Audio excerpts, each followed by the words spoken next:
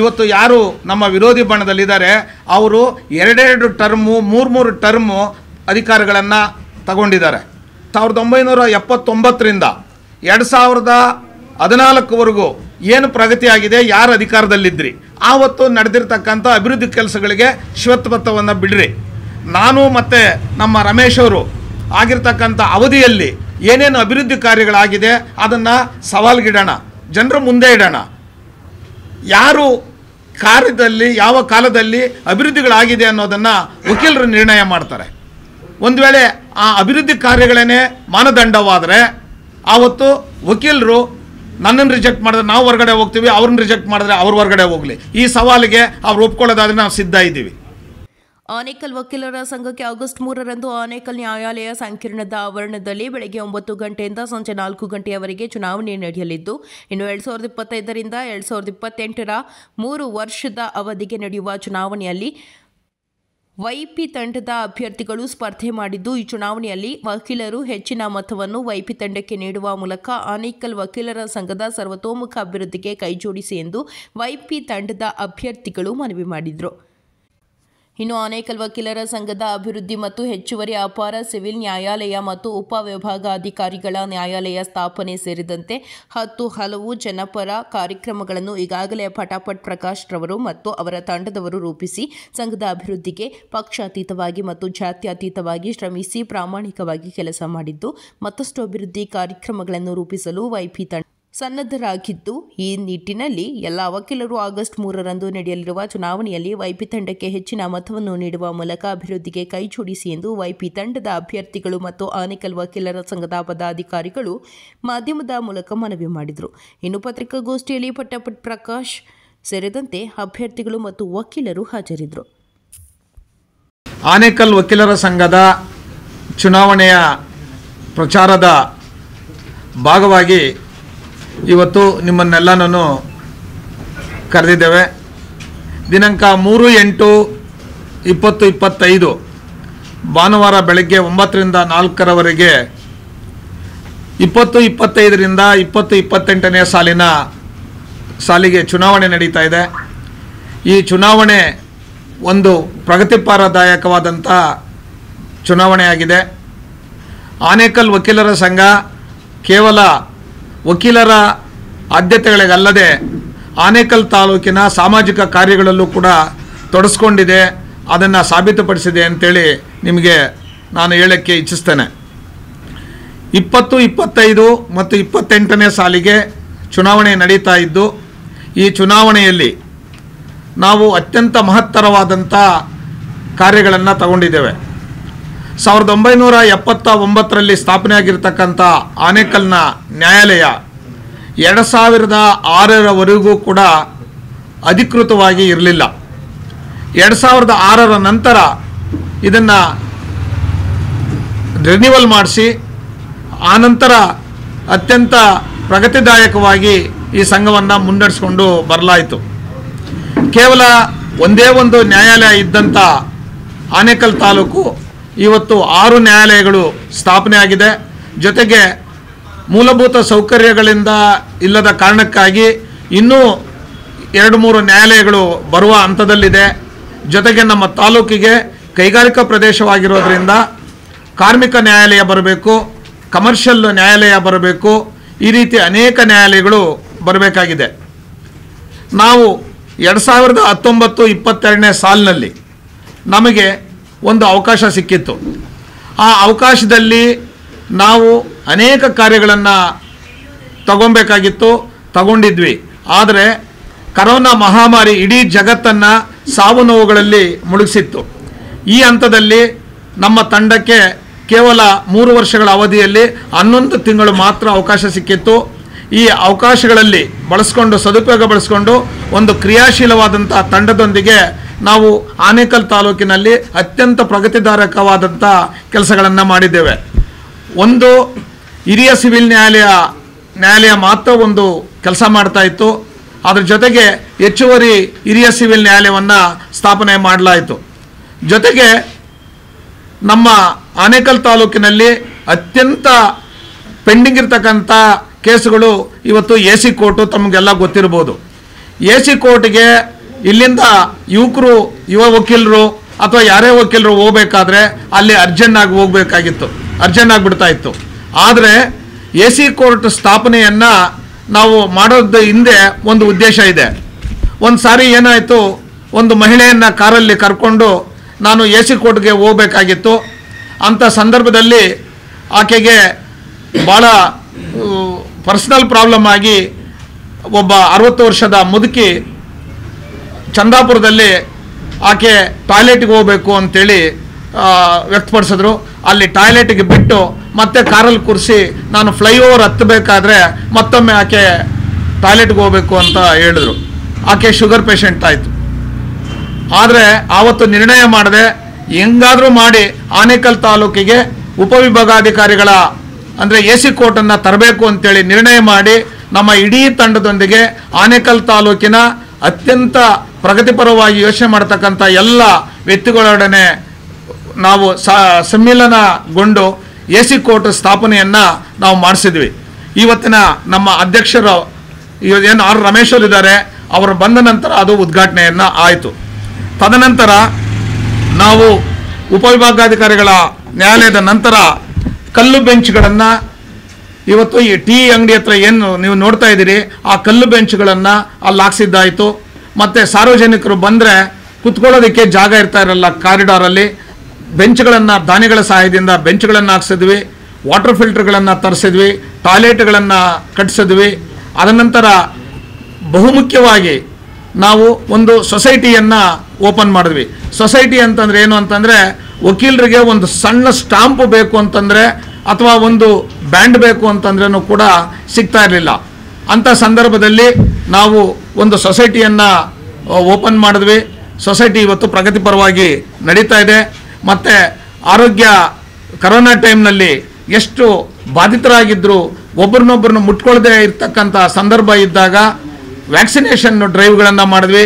ಆರ್ಥಿಕವಾಗಿ ಎಲ್ಲ ವಕೀಲರಿಗೆ ಮತ್ತು ನೀಡಿ ಪೀಪಲ್ಸ್ಗೆ ಎಲ್ಲ ವಕೀಲರ ದಾನಿಗಳ ಸಹಾಯದಿಂದ ಅದನ್ನು ನೆರವೇರಿಸಿದ್ವಿ. ಅನೇಕ ಕೆಲಸಗಳನ್ನು ನಾವು ಮಾಡಿದ್ದೇವೆ. ಜೊತೆಗೆ ತಮಗೂ ಗೊತ್ತಿರ್ಬೋದು, ತಾವು ಭಾಗಿಯಾಗಿದ್ರಿ. ಆನೇಕಲ್ ತಾಲೂಕಿನ ಇತಿಹಾಸದಲ್ಲಿ ಪ್ರಪ್ರಥಮ ಬಾರಿಗೆ ಪತ್ರಿಕಾ ಮಾಧ್ಯಮದ ಗೆಳೆಯರನ್ನೂ ಒಳಗೊಂಡಂತೆ ಒಂದು ಕ್ರೀಡಾ ಕಾರ್ಯಕ್ರಮವನ್ನು ನಾವು ಏರ್ಪಾಡು ಮಾಡಿ ಅದರಲ್ಲೂ ಕೂಡ ನಾವೆಲ್ಲರೂ ಕೂಡ ಸೌಹಾರ್ದಯುತವಾಗಿ ಭಾಗವಹಿಸಿದ್ವಿ. ಕೇವಲ ಇದು ವಕೀಲರು ಕೇವಲ ವಕೀಲಿಕೆ ಮಾಡೋದನ್ನ ಬಿಟ್ಟು ಕೋರ್ಟ್ಗಳಿಗೆ ಅಲ್ಲದೇನೆ ನಿಮ್ಗೆ ಗೊತ್ತಿರ್ಬೋದು 400 ವರ್ಷಗಳ ಇತಿಹಾಸ ಇರತಕ್ಕಂಥ ಒಂದು ಸಿಡಿಎಸ್ ಕೋಟೆಯ ಕಲ್ಯಾಣಿ ಭೂಮಟ್ಟಕ್ಕೆ ಬಂದಿತ್ತು. ಆದರೆ ಆವತ್ತು ನಾವು ತಗೊಂಡಂಥ ಮಹತ್ ಕಾರ್ಯ ಇದೆಯಲ್ಲ ಅದು ಅತ್ಯಂತ ಶ್ಲಾಘನೀಯವಾದಂಥದ್ದು. 400 ವರ್ಷಗಳ ಹಿಂದೆ ಇದ್ದಂಥ ಒಂದು ಕಲ್ಯಾಣಿಯನ್ನು ನಾವು ಎಲ್ಲ ಸಾರ್ವಜನಿಕರ ಸಹಾಯದಿಂದ ವಕೀಲರ ಸಹಕಾರದಿಂದ ನಾವು ಅದನ್ನು ತೆಗೆದು ಇವತ್ತು ಅದು ಕಲ್ಯಾಣಿ ಒಂದು ಹಂತಕ್ಕೆ ಬಂದು ಅದರ ಸುತ್ತಮುತ್ತಲಿರ್ತಕ್ಕಂಥ ಬೋರ್ವೆಲ್ಗಳು ಬಾವಿಗಳು ಜಲ ತುಂಬಿ ಇವತ್ತು ಜಲ ಉದ್ಭವ ಆಗಿದೆ ಅಲ್ಲಿ. ಅಂಥ ಮಾತು ಕಾರ್ಯಗಳನ್ನು ನಾವೆಲ್ಲೂ ಕೂಡ ಮಾಡಿದ್ದೇವೆ. ಇವತ್ತು ಏನು ಚುನಾವಣೆ ಬಂದಿದೆ, ಈ ಚುನಾವಣೆ ಮತ್ತೆ ನಮಗೆ ಒಂದು ಬದಲಾವಣೆಯನ್ನು ತರಬೇಕು. ಆ ಬದಲಾವಣೆ ಅಂತಂದರೆ ಏನು ಅಂತಂದರೆ ಅಭಿವೃದ್ಧಿಯ ಬದಲಾವಣೆ ಆಗಬೇಕು. ಇದು ನಾಯಕತ್ವದ ಬದಲಾವಣೆ ಅಲ್ಲ, ಈ ಬದಲಾವಣೆ ಅಭಿವೃದ್ಧಿಯ ಬದಲಾವಣೆ ಆಗಬೇಕು. ಈ ನಿಟ್ಟಿನಲ್ಲಿ ನಮ್ಮ ಕ್ರಿಯಾಶೀಲ ತಂಡವನ್ನು ಕಟ್ಟಿಕೊಂಡು ಎಲ್ಲ ಹಿರಿಯರ ಆಶೀರ್ವಾದದಿಂದ ಇವತ್ತು ನನ್ನ ಜೊತೆಯಲ್ಲಿ ಹಾಲಿ ಅಧ್ಯಕ್ಷರು ರಮೇಶ್ ಅವರು, DP ಸಂಪತ್ ಅವರು, PG ಜಯರಾಮ್ ರೆಡ್ಡಿ ಅವರು, ಮತ್ತು ನಮ್ಮ ರವೀಂದ್ರ ಬಾಬು ಅವರು, H ಶ್ರೀನಿವಾಸ್ ಅವರು, ಅನೇಕ ಗೆಳೆಯರು, V ಕೃಷ್ಣಪ್ಪ ಅವರು, ಮತ್ತು ರಾಜು, ಎಲ್ಲ ಅನೇಕ ಗೆಳೆಯರು ಇಲ್ಲಿ ಹೆಸರುಗಳು ಒಬ್ಬರದೂ ನಾನು ದಯವಿಟ್ಟು ಕ್ಷಮೆ ಇರಲಿ, ನಾನು ಎಲ್ಲರನ್ನೂ ಹೇಳೋಕ್ಕಾಗ್ತಾ ಇಲ್ಲ. ಅನೇಕ ಗೆಳೆಯರು ಮತ್ತು ಯುವ ವಕೀಲರು ಇವತ್ತು ನಮ್ಮ ಆನೇಕಲ್ಗೆ 142 ಜನ ಯುವ ವಕೀಲರು ಆಮೇಲೆ ಯುವ ವಕೀಲೆಯರು ಇವತ್ತು ಬಂದಿದ್ದಾರೆ. ಅವ್ರಿಗೆಲ್ರಿಗೂ ಕೂಡ ತಮ್ಮ ಮುಖಾಂತರ ಆನೇಕಲ್ ವಕೀಲರ ಸಂಘಕ್ಕೆ ನಾನು ಆಹ್ವಾನವನ್ನು ನೀಡ್ತಾ ಇದ್ದೇನೆ. ಅವರು ಕೂಡ ನಮ್ಮ ಜೊತೆಯಲ್ಲಿ ಸಹಕಾರ ಕೊಡ್ತಾ ಇದ್ದಾರೆ. ಇವತ್ತು ಈ ಪತ್ರಿಕಾ ಮಾಧ್ಯಮದ ಬಳಗದ ಉದ್ದೇಶ ಏನು ಅಂತಂದರೆ ಇವತ್ತು ನಾವೊಂದು ಕ್ರಿಯಾಶೀಲ ತಂಡವನ್ನು ಕಟ್ಟಿಕೊಂಡು ಇವತ್ತು ಆನೇಕಲ್ ತಾಲೂಕಿಗೆ ಒಂದು ದೊಡ್ಡ ಅಭಿವೃದ್ಧಿ ಕೆಲಸಗಳನ್ನು ತರಬೇಕು. ಕೇವಲ ನ್ಯಾಯಾಲಯಕ್ಕೆ ಮಾತ್ರ ಸೀಮಿತವಾಗದೇನೆ ಇದು ಸಮಾಜಕ್ಕೂ ಆನೇಕಲ್ ತಾಲೂಕಿಗೂ ಕೂಡ ಇದು ಒಂದು ಮಾದರಿ ಆಗಬೇಕು. ಅನೇಕ ಸಮಾಜ ಕಾರ್ಯಗಳನ್ನು ಮಾಡಬೇಕು ಅಂತೇಳಿ ನಾವು ಪಣ ತೊಟ್ಟಿದ್ದೇವೆ. ಈಗಾಗಲೇ ಆನೇಕಲ್ ತಾಲೂಕಿನಲ್ಲಿ ಭೂ ಸ್ವಾಧೀನ ಆಗಿರ್ತಕ್ಕಂಥ ರೈತರ ಜೊತೆಗೆ ನಾವು ನಿಕಟವಾಗಿ ಸಂಪರ್ಕವನ್ನು ಹೊಂದಿದ್ದೇವೆ. ಆ ಭೂ ಹೋರಾಟದಲ್ಲಿ ಭೂಮಿಯನ್ನು ಕೈ ಬಿಡಬೇಕು, ರೈತರಿಗೆ ವಾಪಸ್ ಕೊಡಬೇಕು ಅನ್ನುವ ಹೋರಾಟದಲ್ಲೂ ಕೂಡ ನಾವು ಭಾಗಿಯಾಗಿದ್ದೇವೆ. ಈ ನಿಟ್ಟಿನಲ್ಲಿ ಆನೇಕಲ್ ತಾಲೂಕು ಕೈಗಾರಿಕಾ ಪ್ರದೇಶವಾಗಿದ್ದು ತಮಿಳುನಾಡಿನ ಭಾಗ ಆಗಿರೋದ್ರಿಂದ ಇದನ್ನು ಸಮರ್ಥವಾಗಿ ಕಟ್ಟಬೇಕು. ಇದಕ್ಕೆ ಒಂದು ತಾಯ್ತನ ನಾನು ಭಾಳ ಸ್ಪಷ್ಟವಾಗಿ ಹೇಳ್ತಾ ಇದ್ದೀನಿ.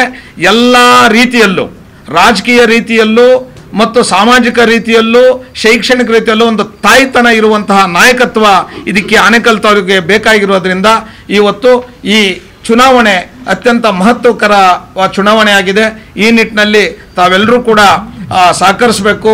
ನಮ್ಮ ತಂಡಕ್ಕೆ ತಾವು ಹೆಚ್ಚು ಪ್ರಚಾರ ಕೊಡೋದ್ರ ಮುಖಾಂತರ ನಮಗೆ ಜಯಶೀಲರಾಗಿ ನಮ್ಮ ತಂಡವನ್ನು ಹೊರಮೂರಿತ ನೀವು ಸಹಕಾರ ಕೊಡಬೇಕು ಅಂತೇಳಿ ಈ ಪತ್ರಿಕಾ ಮಾಧ್ಯಮವನ್ನು ಕರೆದಿದ್ದೇನೆ.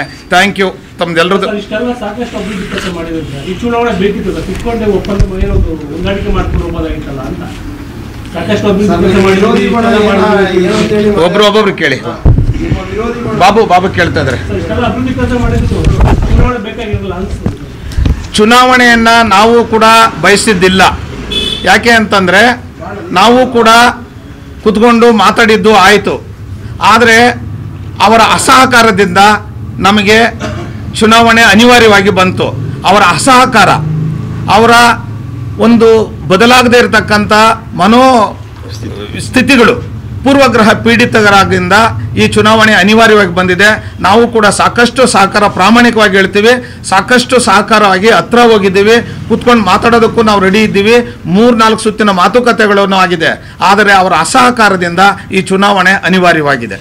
ಸರ್, ಏಕಛತ್ರಾಧಿಪತ್ಯದಿಂದ ಹೊರ ಬರೋದಕ್ಕೋಸ್ಕರ ಈ ಚುನಾವಣೆಗೆ ನಾವು ಎದುರಿಸ್ತಾ ಇದ್ದೀವಿ ಅಂತೇಳಿ ನಿಮ್ಮ ವಿರೋಧಿ ಬಣ ಹೇಳಿ ಮತ ಯಾಚಿಸಿದ್ದಾರೆ. ನೋಡಿ, ನಾವು ಬಿಹಾರದಲ್ಲಾಗಲಿ ಅಥವಾ ಪಾಕಿಸ್ತಾನದಲ್ಲಾಗಲಿ ಅಥವಾ ಬೇರೆ ಎಲ್ಲೂ ಇಲ್ಲ. ನಾವು ಇದು ರಿಗ್ಗಿಂಗ್ ಮಾಡೋ ಅಂಥದ್ದಲ್ಲ. ಇವತ್ತು ಪ್ರಜಾಪ್ರಭುತ್ವದ ವ್ಯವಸ್ಥೆಯಲ್ಲಿ ಸಂವಿಧಾನದಡಿಯಲ್ಲಿ ಚುನಾವಣೆ ನಡೀತಾ ಇದೆ.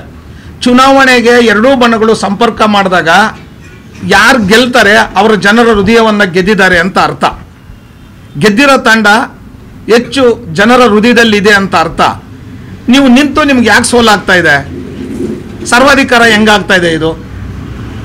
ಹಾಗಾದರೆ ಸರ್ವಾಧಿಕಾರಿಗಳನ್ನು ಜನ ಯಾಕೆ ಬೆಂಬಲಿಸ್ತಾರೆ? ಇದು ಅವರ ಪೂರ್ವಗ್ರಹ ಪೀಡಿತವಾದಂತಹ ಮನಸ್ಥಿತಿ ಅಷ್ಟೇ ಹೊರತು ಬೇರೆ ಏನೂ ಅಲ್ಲ. ಖಂಡಿತವಾಗಲೂ ಇವತ್ತು ಅನೇಕ ಹಿರಿಯರು ನಮ್ಮ ಜೊತೆಲಿ ನೋಡಿ, ಇಲ್ಲಿ ಎಷ್ಟು ಜನ ಇದ್ದಾರೆ ಹಿರಿಯರು. ಹಿರಿಯರು, ಯುವಕರು, ಅನೇಕ ಮಹಿಳಾ ಸಹೋದರರಿದ್ದಾರೆ. ಖಂಡಿತವಾಗ್ಲೂ ನಮ್ಮ ತಂಡ ಗೆದ್ದು ಹೊರಹೊಮ್ಮುತ್ತೆ ಅನ್ನೋ ಒಂದು ದೃಢ ವಿಶ್ವಾಸ ನಮಗಿದೆ. ಸರ್, 2 ಸಾರಿ ನೀವು ಗೆದ್ದಿದ್ದೀರ, ಅಧ್ಯಕ್ಷರಾಗಿದ್ದಂಥವ್ರು. ಮತ್ತೆ ಅಧ್ಯಕ್ಷ ಸ್ಥಾನ ಬೇಕಿತ್ತ ನಿಮಗೆ? ಹೊಸಬರಿಗೆ ಅಥವಾ ಯುವಕರಿಗೆ ಅಥವಾ ನಿಮ್ಮ ಜೊತೆಲಿದ್ದವ್ರಿಗೆ ನೀಡ್ಬೋದಿತ್ತಲ್ಲ ಅವಕಾಶ ಈ ಸಲ ಆದ್ರೂ? ನೋಡಿ, ಸಂಘ ಸ್ಥಾಪನೆ ಆಗಿದ್ದು 1979ರಲ್ಲಿ. 28 ವರ್ಷಗಳ ಕಾಲ ಬೇರೆಯವರು ಅಧ್ಯಕ್ಷರು ಮತ್ತು ಪದಾಧಿಕಾರಿಗಳಾಗಿದ್ದಾರೆ. ತದನಂತರ 2000 ರಿನ್ಯೂವಲ್ ಆದ ತಕ್ಷಣನೇ ಇವತ್ತು ಯಾರು ನಮ್ಮ ವಿರೋಧಿ ಬಣದಲ್ಲಿದ್ದಾರೆ ಅವರು 2 ಟರ್ಮು 3 ಟರ್ಮು ಅಧಿಕಾರಿಗಳನ್ನು ತಗೊಂಡಿದ್ದಾರೆ. ಆದರೆ ನನ್ನ ಕಾಲು ಶತಮಾನದ ಅವಧಿಯಲ್ಲಿ ಕೇವಲ 11 ತಿಂಗಳು ಮಾತ್ರ ಒಂದು ಟರ್ಮ್ ಬಂತು. 2019-22 ಕೇವಲ 11 ತಿಂಗಳು ಮಾತ್ರ ನನಗೆ ಅವಕಾಶ ಸಿಕ್ಕಿದೆ ಸರ್ವಿಸ್ ಮಾಡೋದಕ್ಕೆ. ಆ 11 ತಿಂಗಳಲ್ಲಿ ನಾನು ಇಷ್ಟೆಲ್ಲ ಕೆಲಸಗಳನ್ನು ಮಾಡಿದ್ದೀನಿ. ನಾನು ಅವರಿಗೆ ನಿಮ್ಮ ಮುಖಾಂತರದಿಂದ ಸವಾಲಿನ ಮುಖಾಂತರ ಕೆಲವು ಪ್ರಶ್ನೆಗಳನ್ನು ಕೇಳೋಕ್ಕೆ ಬಯಸ್ತೇನೆ. 1979ರಿಂದ 2014ವರೆಗೂ ಏನು ಪ್ರಗತಿ ಆಗಿದೆ, ಯಾರು ಅಧಿಕಾರದಲ್ಲಿದ್ರಿ, ಆವತ್ತು ನಡೆದಿರ್ತಕ್ಕಂಥ ಅಭಿವೃದ್ಧಿ ಕೆಲಸಗಳಿಗೆ ಶ್ವೇತಪತ್ರವನ್ನು ಬಿಡ್ರಿ. ನಾನು ಮತ್ತು ನಮ್ಮ ರಮೇಶ್ ಅವರು ಆಗಿರ್ತಕ್ಕಂಥ ಅವಧಿಯಲ್ಲಿ ಏನೇನು ಅಭಿವೃದ್ಧಿ ಕಾರ್ಯಗಳಾಗಿದೆ ಅದನ್ನು ಸವಾಲ್ಗಿಡೋಣ, ಜನರ ಮುಂದೆ ಇಡೋಣ. ಯಾರು ಕಾರ್ಯದಲ್ಲಿ ಯಾವ ಕಾಲದಲ್ಲಿ ಅಭಿವೃದ್ಧಿಗಳಾಗಿದೆ ಅನ್ನೋದನ್ನು ವಕೀಲರು ನಿರ್ಣಯ ಮಾಡ್ತಾರೆ. ಒಂದು ವೇಳೆ ಆ ಅಭಿವೃದ್ಧಿ ಕಾರ್ಯಗಳೇನೇ ಮಾನದಂಡವಾದರೆ ಆವತ್ತು ವಕೀಲರು ನನ್ನನ್ನು ರಿಜೆಕ್ಟ್ ಮಾಡಿದ್ರೆ ನಾವು ಹೊರಗಡೆ ಹೋಗ್ತೀವಿ, ಅವ್ರನ್ನ ರಿಜೆಕ್ಟ್ ಮಾಡಿದ್ರೆ ಅವ್ರ ಹೊರಗಡೆ ಹೋಗ್ಲಿ. ಈ ಸವಾಲಿಗೆ ಅವ್ರು ಒಪ್ಕೊಳ್ಳೋದಾದ್ರೆ ನಾವು ಸಿದ್ಧ ಇದ್ದೀವಿ. ಸರ್, ಇದರಲ್ಲೂ ಕೂಡ ಈಗ ಒಂದು ಕಡೆ ನ್ಯಾಯ ಹೇಳೋರಾಗಿರೋದು ಆಸೆ ಆಮಿಷಗಳು ಜಾಸ್ತಿ ಓಡುತ್ತಿದ್ದಾರೆ, ಇದರಲ್ಲಿ ಹಣದ ಹೊಳೆ ಹರಿಯುತ್ತಿದೆ, ಈ ರೀತಿಯ ಆರೋಪಗಳು ಹೊರಗಡೆ ಕೂಡ ಕೇಳಿ ಬರ್ತಾರೆ. ಪರ ವಿರೋಧ ಯಾವ್ದಾದ್ರು ಆಗಿರ್ಬೋದು, ಎರಡು ಇವಾದ್ರೂ ಕಡೆಯಿಂದ ಆಗಿರ್ಬೋದು, ಆ ಕಡೆಯಿಂದಾದ್ರೂ ಆಗಿರ್ಬೋದು. ಸಾರ್ವಜನಿಕ ವಲಯದಲ್ಲಿ ಇದು ಎಷ್ಟು ಸರಿ ಅಂತ ಅದು ಊಹಾಪೋಹಗಳಾಗಿರ್ಬೋದು. ಅದು ನಾವು ಯಾವುದೇ ಕಾರಣಕ್ಕೂ ಯಾವುದೇ ಆಮಿಷಗಳನ್ನು ನಮ್ಮ ಕಡೆಯಿಂದನೂ ನಾವು ಕೊಟ್ಟಿಲ್ಲ. ಇದು ನಾವು ಸ್ಪಷ್ಟವಾಗಿ ಹೇಳಲಿಕ್ಕೆ ಬಯಸ್ತೇವೆ. ಸರ್, ಕಳೆದ ಬಾರಿ ಮತ ಎಣಿಕೆ ಸಂದರ್ಭದಲ್ಲಿ ಸಾಕಷ್ಟು ಗೊಂದಲ ಆಯಿತು. ಬ್ಯಾಲೆಟ್ ಪೇಪರ್ ತೊಗೊಂಡೋದ್ರು ಮತ್ತೆ ಮತ ಇದು ಮಾಡೋದಕ್ಕೆ ಬಂದಿದ್ದವರು ಇರಲಿಲ್ಲ, ಕಾಣೆಯಾಗಿದ್ದರಿಂದ ಸಾಕಷ್ಟು ಗೊಂದಲ ಆಯಿತು. ವಕೀಲರ ಚುನಾವಣೆಯಲ್ಲಿ ಈ ರೀತಿಯ ಇದೆಲ್ಲ ನಡೆದಿದೆ, ಗೊಂದಲಗಳು ನಡೆದಿದೆ ಅಂತೇಳಿ ಸಾಕಷ್ಟು ಚರ್ಚೆನೂ ಆಗಿತ್ತು. ಈ ರೀತಿಯ ಈ ಸಲ ನಾವು ಶಿಸ್ತುಬದ್ಧವಾಗಿ ಆಗುತ್ತಾ? ಅದಕ್ಕೆ ಉತ್ತರ ನಾನು ಹೇಳ್ತೀನಿ. ಅಲ್ಲ, ಅದಕ್ಕೆ ಉತ್ತರ ನಾನು ಹೇಳ್ತೀನಿ. ಇಲ್ಲ ಒಂದೇ ನಿಮಿಷ ಹೇಳ್ತೀನಿ. ಇದೆ 11 ಓಟ್ ಹಾಕಬೇಕು ಅಂತ ಕಂಪಲ್ಸರಿ ಮಾಡಿದ್ವಿ. ಈ ಸಲ 11 ಓಟು ಮತ್ತು 3 ಓಟ್ ಕಂಪಲ್ಸರಿ ಮಾಡಿದ್ದಾರೆ. ಅದನ್ನು ಫಾಲೋ ಮಾಡಿದ್ದೀರಾ? ನೀವು ಹೇಳಿದಲ್ಲ ಆಮಿಷಗಳು ಒಡ್ಡಿ ಕೆಲವು ಏನು ಮಾಡಿದ್ರು, ಕೋಟ್ ಕೊಟ್ಟು, ಬುಕ್ ಕೊಟ್ಟು, ಇನ್ನೇನೋ ಮೂಗ್ನತ್ ಕೊಟ್ಟು, ಬೆಳ್ಳಿ ಬಟ್ಲು ಕೊಟ್ಟು ಎಲ್ಲ ಮಾಡಿದ್ರು. ಅದನ್ನು ನಾನೇ ತಡೆದಿದ್ದೆ. ಅದನ್ನು ತಡೆದು ಆ ಥರ ಮಾಡಬಾರ್ದು. 11 ಓಟನ್ನೆಲ್ಲ ಕೌಂಟ್ ಮಾಡಿಸಿದ್ದೀನಿ. ಅದಕ್ಕೆ ಎಲೆಕ್ಷನ್ ಡಿಕ್ಲೇರ್ ಮಾಡಿದ್ದೀನಿ. ಈ ಮಿಕ್ಕಿದ್ದು ಯಾರು ಒಂದೊಂದು ಓಟ್ ಹಾಸ್ಕೊಳ್ಳೋದನ್ನೆಲ್ಲ ರಿಜೆಕ್ಟ್ ಮಾಡಿದ್ದೀನಿ. ನಾವು ಮೊದಲು ನೋಟಿಸ್ ಬೋರ್ಡ್ಗೆ ಹಾಕಿದ್ವಿ, ಬ್ಯಾಲೆಟ್ ಪೇಪರ್ ಪ್ರಿಂಟ್ ಮಾಡಿದ್ವಿ. ಅದು ಅವ್ರ ತಪ್ಪು ಕಲ್ಪನೆಯಿಂದ ನನ್ನ ಮೇಲೆ ಅಪಪ್ರಚಾರ ಮಾಡೋದು ಅಷ್ಟೇ ಆಗಲಿ, ಇನ್ನೇನು ಇಲ್ಲ. ವಕೀಲರು ನಾವು ಲೋಕಲಲ್ಲಿ ನೇಮಿಸ್ಕೊಳ್ತೀರಾ, ನಮ್ಮ ಸ್ಟಾಫ್ ಇದ್ದಾರೋ ಅಥವಾ ಬೇರೆ ಬೇರೆ ಯಾವುದು ಡಿಪಾರ್ಟ್ಮೆಂಟು ನಮ್ಗೆ ಗೊತ್ತಿರೋದನ್ನು ಬಿಟ್ಟು ಚುನಾವಣೆ ನಡೆಸೋದಕ್ಕೆ ಅಂತಲೇ ಕೋಆಪರೇಟಿವ್ ಸೊಸೈಟಿ ಆ್ಯಕ್ಟ್ ಪ್ರಕಾರ ಒಂದು ಟೀಮನ್ನು ರೆಡಿ ಮಾಡಿ ಅವ್ರಿಗೇನು ವೆಚ್ಚ ಆಗುತ್ತೋ ಅದನ್ನು ನಾವು ತಲುಪಿಸಿ ಅವ್ರ ಕಡೆಯಿಂದ ನಾವು ಮಾಡ್ತಾಯಿದ್ದೀವಿ ಸರ್. ನ್ಯಾಯಬದ್ಧವಾಗೇ ಮಾಡ್ತೀವಿ ಈ ಸತಿ ಚುನಾವಣೆನ. ಅಚಾನಕ್ಕಾಗಿ ಯಾವುದೋ ಒಂದು ಸಣ್ಣದು ತಪ್ಪಾಗಿದೆ ಅಂತ ಅದನ್ನೇ ಹೈಲೈಟ್ ಮಾಡಿ ಇದಾಯಿತು ಅದಾಯಿತು ಅಂತ ಹೇಳೋದು ಬೇಡ. ನ್ಯಾಯಬದ್ಧವಾಗಿ ಏನು ಚುನಾವಣೆ ಮಾಡಬೇಕು ಆ ಟೀಮ್ ಬಂದಿದೆ, ಅವ್ರ ಟೀಮ್ ಆಫೀಸರ್ಸ್ ಇದ್ದಾರೆ, ಅವ್ರು ಕೋಆಪ್ರೇಟ್ ಮಾಡ್ತೀವಿ, ಎಲ್ಲ ವಕೀಲರು ಕೋಆಪ್ರೇಟ್ ಮಾಡ್ತೀವಿ. ಆ ಕೋಆಪ್ರೇಟ್ ಪ್ರಕಾರ ಅವ್ರು ಚುನಾವಣೆ ನಡೆಸ್ತಾರೆ. ನ್ಯಾಯಸಮ್ಮತವಾದ ಚುನಾವಣೆ ನಡೆಯುತ್ತೆ ಸರ್. ಸರ್, ವಕೀಲರ ಸಂಘ ಅನೇಕ ವರ್ಷಗಳಿಂದ ಏನು ಚಾಲ್ತಿಯಲ್ಲಿರುವಂಥದ್ದು, ಅಲ್ಲಿ ಗೇಟಲ್ಲಿ ಕುತ್ಕೊಳ್ಳೋಂಥ ನೋಟ್ರಿಗಳು ಇವತ್ತು ಬೀದಿನಲ್ಲಿ ಕುತ್ಕೊಳ್ತಾರೆ. ಶೌಚಾಲಯದ ವ್ಯವಸ್ಥೆ ಸರಿಯಾಗಿಲ್ಲ, ಒಂದು ಕ್ಯಾಂಟೀನ್ ಇಲ್ಲ. ಸರಿ, ಒಂದು ನಿಮಿಷ ಹೇಳ್ತೀನಿ, ಕೇಳಿ. ಅದು ಏನಂದರೆ ಆ ನೋಟ್ರಿಗಳಿಗೆ ನಾವು ಸಪ್ರೇಟ್ ಜಾಗ ಗುರ್ತು ಮಾಡಿದ್ವಿ. 1 ಇಂಚು ಜಾಗ ನಾವು ಏನಾದರೂ ಕೋರ್ಟ್ ಪ್ರಿಮೈಸಸ್ ಒಳಗಡೆ ತಗೋಬೇಕಂದ್ರೆ ನಾವು ಜಿಲ್ಲಾ ಇವ್ರನ್ನ ನ್ಯಾಯಾಧೀಶನ ನೋಡಬೇಕು, ಹೈಕೋರ್ಟಲ್ಲಿಂದ ಅಡ್ಮಿನಿಸ್ಟ್ರೇಟರ್ ನ್ಯಾಯಾಧೀಶನ ನೋಡಬೇಕು, ಬಿಲ್ಡಿಂಗ್ ಸೆಕ್ಷನ್ನೇ ಬೇರೆ ಇರುತ್ತೆ, ಬಿಲ್ಡಿಂಗ್ ಸೆಕ್ಷನ್ ನೋಡಬೇಕು. ಇದು ನಾವು ಸತತವಾಗಿ ಒಂದು 10 ವರ್ಷದಿಂದ ನಿರಂತರವಾಗಿ ಒಂದು 100 ಸತಿ ಹೋಗಿರ್ಬೋದು ನಾವು ಹೈಕೋರ್ಟ್ಗೆ. ನಾನು, ನಮ್ಮ ತಂಡ, ಪ್ರಕಾಶ್, ಯಾರೇ ಆಗಲಿ, ಯಾರೇ ಪದಾಧಿಕಾರಿ ನಾವು ಇಲ್ಲಿ ಕೂತಿರೋರು ಹೋಗಿರ್ಬೋದು. ಅವ್ರು ಏನು ಹೇಳ್ತಾರೆ, ಇನ್ನೊಂದು ಬಡ್ಜೆಟಲ್ಲಿ ಅಲೋಕೇಟ್ ಮಾಡ್ತೀವಿ, ಇನ್ನೊಂದು ಬಡ್ಜೆಟಲ್ಲಿ. ನಾವು ಒಂದು ಪ್ರಶ್ನೆ ಕೇಳಿದ್ವಿ, ಪಕ್ಕದಲ್ಲಿ ಇಒ ಆಫೀಸ್ ಇದೆ ಸರ್, ಅಲ್ಲಿ ಎಷ್ಟೋ ಅಮ್ಯುನಿಟೀಸ್ ಇದೆ, ನಮಗೇನು ಸರ್ ತೊಂದರೆ? ನಾವು part and parcel of the Bengaluru Anekal court, ನಮ್ಮಿಂದ ಸುಮಾರು ಕೋಟ್ಯಾಂತರ ರೂಪಾಯಿ ಸರ್ಕಾರಕ್ಕೆ ವರಮಾನ ಇದೆ, ನಮಗೆ ಮಾತ್ರ ಏನೂ ಅಮ್ಯುನಿಟೀಸ್ನ ಪ್ರೊವೈಡ್ ಮಾಡೋದಿಲ್ಲ. ಯಾಕೆ ಅಂತ ಕೇಳಿದ್ರೆ, ನೀವು ವಕೀಲ್ ಕೆಲಸ ಮಾಡಬೇಕು ಅಷ್ಟೇ, ನಡೀರಿ ಮುಂದಕ್ಕೆ ಮಾತಾಡೋಣ ಅಂತಲೇ ಹೇಳಿ ಕಳಿಸ್ತಾವ್ರು. ಇದುವರೆಗೂ ಬಂದಂಥ ಜಿಲ್ಲಾ ನ್ಯಾಯಾಧೀಶರು ಸುಮಾರು ಒಂದು 10 ಜನ ಇರ್ಬೋದು, ಒಂದು 5-6 ಜನ ಇರ್ಬೋದು 10 ವರ್ಷದಲ್ಲಿ ಈ ಥರ ಹೇಳ್ತಾರೆ ಅವರು. ಇವಾಗ ಏನು ಮಾಡಿದ್ದೀವಿ, ಇನ್ಫ್ರಾಸ್ಟ್ರಕ್ಚರ್ ಭಾಳ ಪೂರಿರೋದ್ರಿಂದ ತಾವು ಕಂಡಾಗಿ ನಿಂತ್ಕೊಳ್ಳೋಕೆ ಜಾಗ ಇಲ್ಲ, ಸೈಕಲ್ ಮೋಟ್ರಿಗೆ ಬಿಡೋಕ್ಕೆ ಜಾಗ ಇಲ್ಲ. ಅದಕ್ಕೋಸ್ಕರ 2 ಕಡೆ ನಾವು ಜಾಗನ ಗುರ್ತು ಮಾಡಿ ನಮ್ಮ DC ಸಾಹೇಬರಿಗೆ ಮತ್ತು ಜಿಲ್ಲಾಧಿಕಾರಿಗೆ, ಜಿಲ್ಲಾ ನ್ಯಾಯಾಧೀಶರಿಗೆ ತಲುಪಿಸಿದ್ದೀವಿ. ಅದೇನಾದರೂ ಸಕ್ಸಸ್ ಆದರೆ ನಾವು ನಿಜವಾಗ್ಲೂ ಆನೇಕಲ್ ತಾಲೂಕು, ಬೆಂಗಳೂರು ಗ್ರಾಮಾಂತರ ಅಥವಾ ಬೆಂಗಳೂರು ನಗರ ಜಿಲ್ಲೆಗೆ ಎಲ್ಲೂ ಇಲ್ಲ ಆ ಥರ ನ್ಯಾಯಾಲಯ ನಾವು ಕಟ್ಸೋದಕ್ಕೆ ಪ್ರಯತ್ನ ಮಾಡ್ತೀವಿ ಸರ್. ಈ ತಂಡದವರು ನೀವು ಒಬ್ಬರೇನ ಸರ್ವಾಧಿಕಾರಿ ಅಂತ ಪ್ರಶ್ನೆ ಕೇಳಬೇಕು. It is wrong, not correct. ಇಲ್ಲಿ ಯಾರು ಕೆಲಸ ಮಾಡ್ತಾರೋ ಅವ್ರು ಚುನಾವಣೆ ಗೆಲ್ತಾರೆ, ಚುನಾವಣೆಯಲ್ಲಿ ಅವ್ರಿಗೆ ಓಟ್ ಹಾಕ್ತೀವಿ. ಸೊ ಕೆಲಸ ಮಾಡಿದವ್ರು ಯಾರು ಓಟ್ ಹಾಕೋದಿಲ್ಲ. ನಮಗೆ ಈ ಮನುಷ್ಯ ಎಲ್ಲರ ಹತ್ರ ಮಾತಾಡ್ತಾನೆ, ಅಣ್ಣ ತಮ್ಮ ಅಂತೆಲ್ಲ ಚೆನ್ನಾಗಿ ಮಾತಾಡಿ, ಯಾವ ವಕೀಲರು ಕಷ್ಟ ಬಂದರೂ ಅಲ್ಲಿ ಹೋಗ್ತಾರೆ, ಅಲ್ಲಿ ಹೋಗಿ ಪರಿಹರಿಸ್ತಾರೆ, ಎಲ್ಲ ಕಡೆನೂ ಹೋಗ್ತಾರೆ. ಆಮೇಲೆ ಇವರು ಸುಮಾರು ಕೆಲಸ ಮಾಡ್ತಾ ಇದ್ದಾರೆ. ಕೆಲಸ ಮಾಡೋ ಜನ ನಮಗೆ ಬೇಕು ನಮ್ಮ ಅಸೋಸಿಯೇಷನ್ಗೆ. ಇಲ್ಲಿ ನಮ್ಮಲ್ಲಿ ತುಂಬ ಕೇಸಸ್ ಇದೆ, ಒಂದೊಂದು ಕೋರ್ಟ್ 5-5 ಕೋರ್ಟ್ ಆದರೂ ಕೆಲಸ ತೀರ್ಮಾನ, ಅಷ್ಟೊಂದು ಕೇಸಸ್ ಇದೆ. ಹೊಸ ಕೋರ್ಟ್ ಸ್ಯಾಂಕ್ಷನ್ ಆಗಿದ್ರು, ಬಿಲ್ಡಿಂಗ್ ಇಲ್ಲ, ಎಸ್ಟಾಬ್ಲಿಷ್ ಆಗಬೇಕು, ಅದಕ್ಕೆ ಇವ್ರು ಕೆಲಸ ಮಾಡ್ತೀನಿ ಅಂತ ಹೇಳ್ತಾ ಇದ್ದಾರೆ. ಮತ್ತು ಇನ್ಫ್ರಾಸ್ಟ್ರಕ್ಚರ್ ಇಲ್ಲ, ವಕೀಲರು ಕುಂತ್ಕೊಳ್ಳೋ ಜಾಗ ಇಲ್ಲ, ಕ್ಯಾಂಟೀನ್ ಎಲ್ಲ ಕೆಲಸ ಮಾಡ್ತೀವಿ ಅಂತ ಇವರು ಎಲ್ಲರಿಗೂ ಆಶ್ವಾಸನೆ ಕೊಟ್ಟಿದ್ದಾರೆ. ಸೊ ಆಶ್ವಾಸನೆ ಇದುವರೆಗೆ ಮಾಡಿದ್ದಾರೆ. AC ಕೋರ್ಟ್ ಬಂತು, ಆ್ಯಕ್ಚುಲಿ DC ಕೋರ್ಟ್ ಬರಬೇಕು. ಇಲ್ಲಿ AC ಕೋರ್ಟ್ ವಾರಕ್ಕೆ 2 ದಿನ ಬರಬೇಕು, DC 1 ವಾರ ಬರಬೇಕು. ಸರ್ಕಾರದ ಏನು ಮನೆ ಬಾಗಿಲಿಗೆ ನ್ಯಾಯ ಅಂತ, ಇಲ್ಲಿ ಮನೆ ಬಾಗಿಲು ನ್ಯಾಯಾಲಯ ಇಲ್ಲ. ಈಗ CPC ಬೇರೆ ಅಮೆಂಡ್ಮೆಂಟ್ ಆಗಿದೆ, ಅಮೆಂಡ್ಮೆಂಟ್ ಆಗಿ 2 ವರ್ಷದಲ್ಲಿ ಕೇಸ್ ಮುಗಿಬೇಕಂತ ಎಲ್ಲಿ ಮುಗಿಸ್ತಾ ಇದ್ದಾರೆ? ಸರ್ಕಾರ ಅಮೆಂಡ್ ಮಾಡ್ಕೊಂಡು ಕುಂತ್ಕೊಂಡ್ರೆ ಆಗೋದಿಲ್ಲ. ಅದನ್ನು ನಾವಲ್ಲಿ ಹೋರಾಡಿ ನಮ್ಗೆ ಎಷ್ಟು ಕೋರ್ಟ್ ಸ್ಯಾಂಕ್ಷನ್ ಆಗಿದೆ ಅಷ್ಟು ಕೋರ್ಟ್ ಇಲ್ಲಿ ಆನೇಕಲ್ ಮಾಡ್ತೀವಿ ಅಂತ ಪ್ರಕಾಶ್ ಅವ್ರು ಹೇಳ್ತಾ ಇದ್ದಾರೆ. ಅಂದರೆ ಇವ್ರು ಕೆಲಸ ಮಾಡ್ತಾರೆ, ನಮ್ಮ ನಂಬಿಕೆ ಇವ್ರ ಮೇಲೆ. ಆದ್ದರಿಂದ ನಾವು ಇವ್ರಿಗೆ ಓಟ್ ಹಾಕಬೇಕು, ಇವ್ರನ್ನೇ ಗೆಲ್ಲಿಸ್ಬೇಕು, ಸರ್ವಾಧಿಕಾರಿ ಅಲ್ಲ ಅಂತ ನಮ್ಮ ಅಭಿಪ್ರಾಯ ಇದೆ. 3 ಸತಿ ಯಾಕೆ ಸರ್ ನೀವು, 2 ಸತಿ ಯಾಕೆ ಸರ್ ನೀವೇ ಆಗಬೇಕು, ಬೇರೆಯವ್ರಿಗೆ ಯಾಕೆ ಆಪರ್ಚುನಿಟಿ ಕೊಡೋದಿಲ್ಲ ಅಂತ ಸರ್ ಕಾರ್ಯೋನ್ಮುಖರಾದಕ್ಕೆ ಆಗೋದಕ್ಕೆ ಎಲ್ಲರ ಕೈಲೂ ಶಕ್ತಿ ಇರೋದಿಲ್ಲ ಸರ್. ಭಗವಂತ ಒಬ್ಬೊಬ್ರಿಗೆ ಒಂದೊಂದು ಶಕ್ತಿ ಕೊಟ್ಟಿರ್ತಾನೆ. 24/7 ರಾತ್ರಿ 9 ಗಂಟೆಗೆ ಮುಳುಬಾಗಿಲಲ್ಲಿ ಯಾರೋ ಲಾಯರ್ ತೊಂದರೆ ಆಯಿತು ಹೋಗುವಂಥ ಧೈರ್ಯ ಯಾರಿಗಿರುತ್ತೆ ಸರ್? ಮುಳುಬಾಗಿಲಲ್ಲಿ ನಮಗೊಂದು 100-125 ಕಿಲೋಮೀಟರ್ ದೂರದಲ್ಲಿದೆ, ಹೋಗ್ತಾನೆ ಆ ವ್ಯಕ್ತಿ. ತಮ್ಮನಾಯಕನಹಳ್ಳಿ ಅಂತ ಒಂದು ರಿಮೋಟ್ ಏರಿಯಾ ಈ ತಾಲೂಕಲ್ಲಿ, ಒಬ್ಬ ಲಾಯರ್ಗೆ ತೊಂದರೆ ಆಯಿತು ಹೋಗ್ತಾನೆ ಆ ವ್ಯಕ್ತಿ. ಮೇಡಹಳ್ಳಿ ಅಂತ ಒಂದು ಊರಿದೆ, ಅಲ್ಲಿಗೆ ತೊಂದರೆ ಆಯಿತು ಹೋಗ್ತಾನೆ ಆ ವ್ಯಕ್ತಿ. ಇನ್ನು ಭಾಳಷ್ಟು ನಾನು ಹೇಳಿ ಪಟ್ಟಿ ಮಾಡಿದ್ರೆ ಒಂದು 115-150 ಪಟ್ಟಿ ಮಾಡಬಲ್ಲೆ. ಅದನ್ನು ಅದು ಬೇಡ. ಆತ ನಿಂತಾಗ ಮಾತ್ರನೇ ಈ ಸರ್ವಾಧಿಕಾರ ಎಲ್ಲ ಬರುತ್ತೆ. ಬೇರೆಯವ್ರು ನಿಂತಾಗ ಸರ್ವಾಧಿಕಾರ ಬರಲ್ವಾ ಸರ್? ಪ್ರಜಾಪ್ರಭುತ್ವ ಸರ್ ಇದು. ನಾವು ನಿಂತಾಗ ಈ ಅದ್ಮೇಲೆ ಏನೋ ಗೂಬೆ ಕೂರಿಸೋದಕ್ಕೂ ಅಥವಾ ಏನೋ ಒಂದು ಬೇಡ ಈ ಒಪಿನಿಯನ್ ತರೋದಕ್ಕೂ ಮಾತಾಡೋದು ಬೇರೆ ವಿಚಾರ. ವೈಯಕ್ತಿಕವಾಗಿ ಪ್ರಕಾಶ್ ಇಂದ ಇಂಥ ತೊಂದರೆ ಆಗಿದೆ, ಅದಕ್ಕೋಸ್ಕರ ನಾವು ಚೇಂಜ್ ಬಯಸ್ತಾ ಇದ್ದೀವಿ ಅಂತ ಹೇಳಿದ್ರೆ ಅದಕ್ಕೊಂದು ಅರ್ಥ ಬರುತ್ತೆ. ಸುಮ್ಮನೆ ಪಾಂಪ್ಲೆಟ್ ಮಾಡಿಸಿ ಚೇಂಜ್ ಬಯಸ್ತಾ ಇದ್ದೀವಿ ಅದನ್ನ ಮಾಡಿರೋಂಥ 1 ಅಥವಾ 2 ತಪ್ಪು ಹೇಳಿ ಸರ್, ನಾವು ಸರೆಂಡರ್ ಆಗಿಬಿಡ್ತೀವಿ ಸರ್. ಅವ್ರಿಗೆ ಇಂಥ ತಪ್ಪು ನೀವು ಮಾಡಿದ್ದೀವಿ ಅಂತ ಹೇಳಿ ಸರೆಂಡರ್ ಟು ದಟ್ ಬಿಟ್ಟಿಲ್ಲ. ಅದು ಬಿಟ್ಟುಬಿಟ್ಟು ಏನೋ ತಪ್ಪು ಮಾಡಿದ್ದಾರೆ ಸರ್, ಏನೋ ಮಾಡ್ತಾರೆ ಸರ್, ಅವ್ರು ಸರ್ವಾಧಿಕಾರ ಸರ್. ಸರ್ ಅವ್ರು ನಿಂತರೆ ಜಾತಿವಾದ ಬರುತ್ತೆ, ಅವ್ರು ನಿಂತರೆ ಬೇರೆ ಗುಂಪುಗಾರಿಕೆ ಬರುತ್ತೆ, ಅವ್ರು ನಿಂತರೆ ರಾಜಕೀಯ ಬರುತ್ತೆ, ಅವ್ರು ನಿಂತರೆ ಏನೇನೋ ಬಂದ್ಬಿಡುತ್ತೆ. ಇಲ್ಲಿಂದ ಕನ್ಯಾಕುಮಾರಿಯಿಂದ ಕಾಶ್ಮೀರವರೆಗೂ ಟಿಪ್ಪಣಿ ಮಾಡಿಕೊಡ್ತಾರೆ.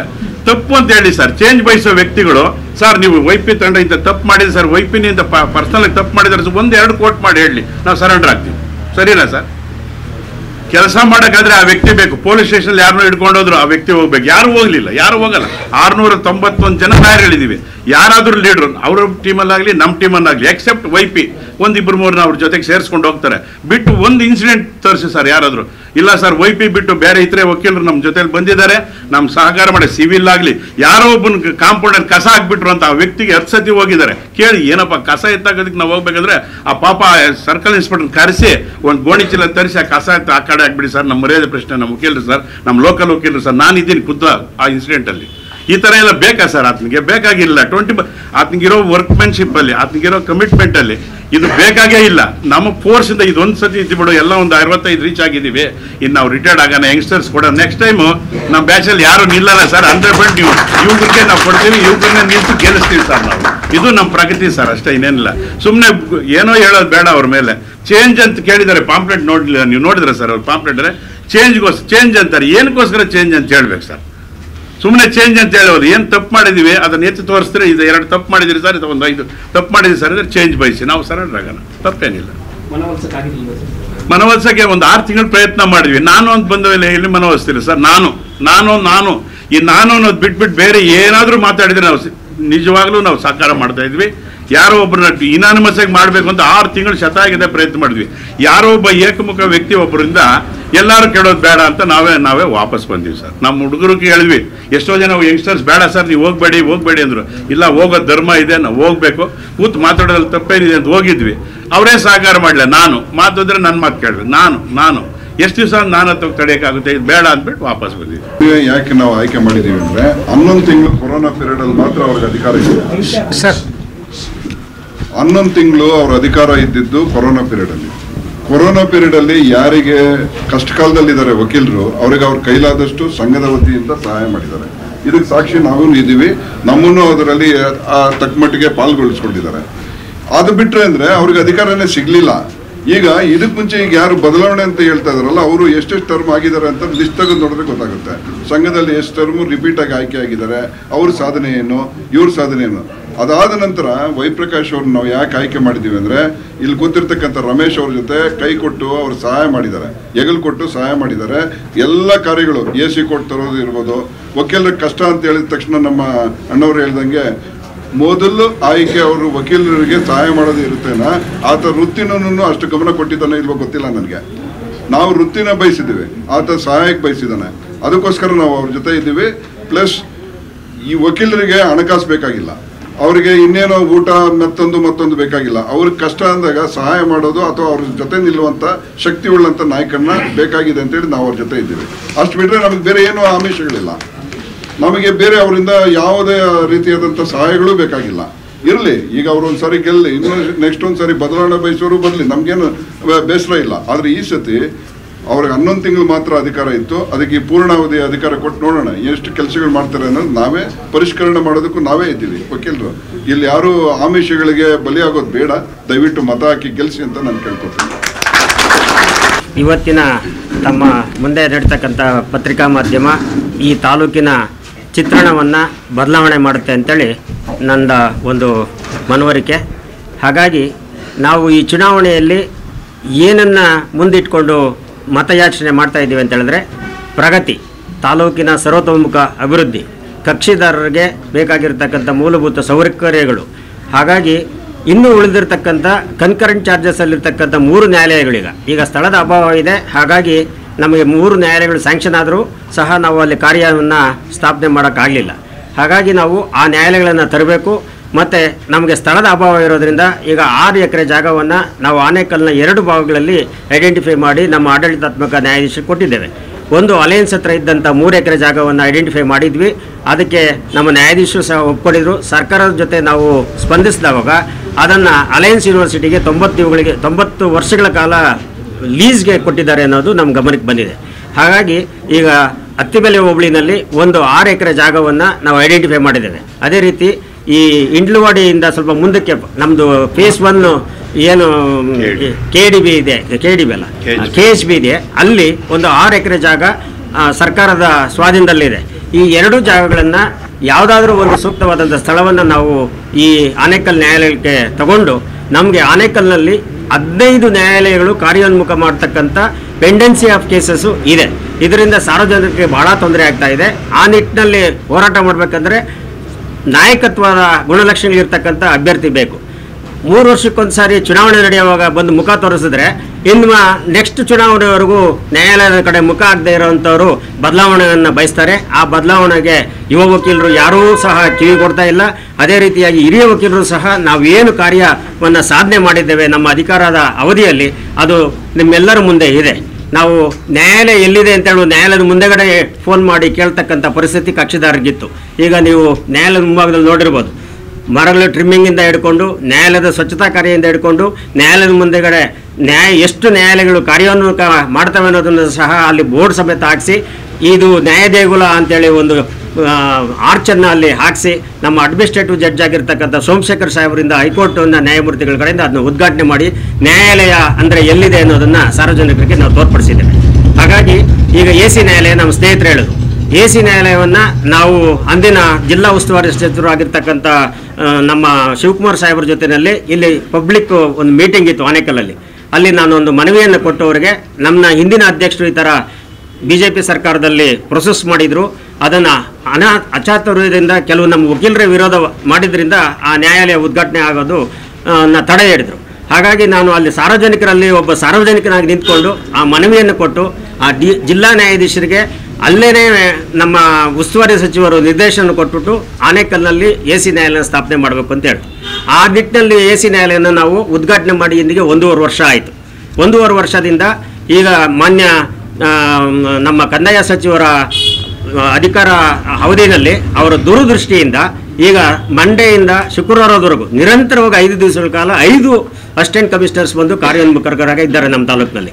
ಹಾಗಾಗಿ ಏನು ಹಳೆಯ ಪ್ರಕರಣಗಳಿತ್ತು ಅದು 5499 ಪ್ರಕರಣಗಳನ್ನು ಇತ್ಯರ್ಥ ಮಾಡೋದಕ್ಕೆ ಅವಕಾಶ ಆಗಿದೆ.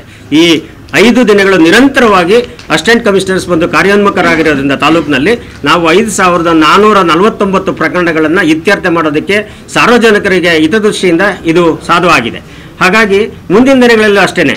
ಈಗ ಎಲ್ಲೋ ಬೆಂಗಳೂರಲ್ಲಿ ಅಸಿಸ್ಟೆಂಟ್ ಕಮಿಷನರ್ ಇದ್ದವಾಗ ರೈತಾಪಿ ಬಂಧುಗಳು ಹೋಗಿ ಅವ್ರ ಹತ್ರ ಮಾತಾಡೋಕ್ಕಾಗ್ತಾ ದಲ್ಲಾಳಿಗಳ ಮುಖಾಂತರ ಹೋಗಬೇಕಾಯ್ತು. ಈಗ ಇಲ್ಲೇ ಬಂದು ಅವರು AC ಅವರು ಕಾರ್ಯನಿರ್ವಹಿಸೋದ್ರಿಂದ ರೈತಾಪಿ ಬಂಧುಗಳು ಹೋಗ್ಬಿಟ್ರು AC ಅವ್ರನ್ನ ಖುದ್ದಾಗಿ ಭೇಟಿ ಮಾಡ್ತಕ್ಕಂಥ ಅವಕಾಶವನ್ನು ಸಹ ನಾವು ಕಲ್ಪಿಸಿಕೊಟ್ಟಿದ್ದೇವೆ.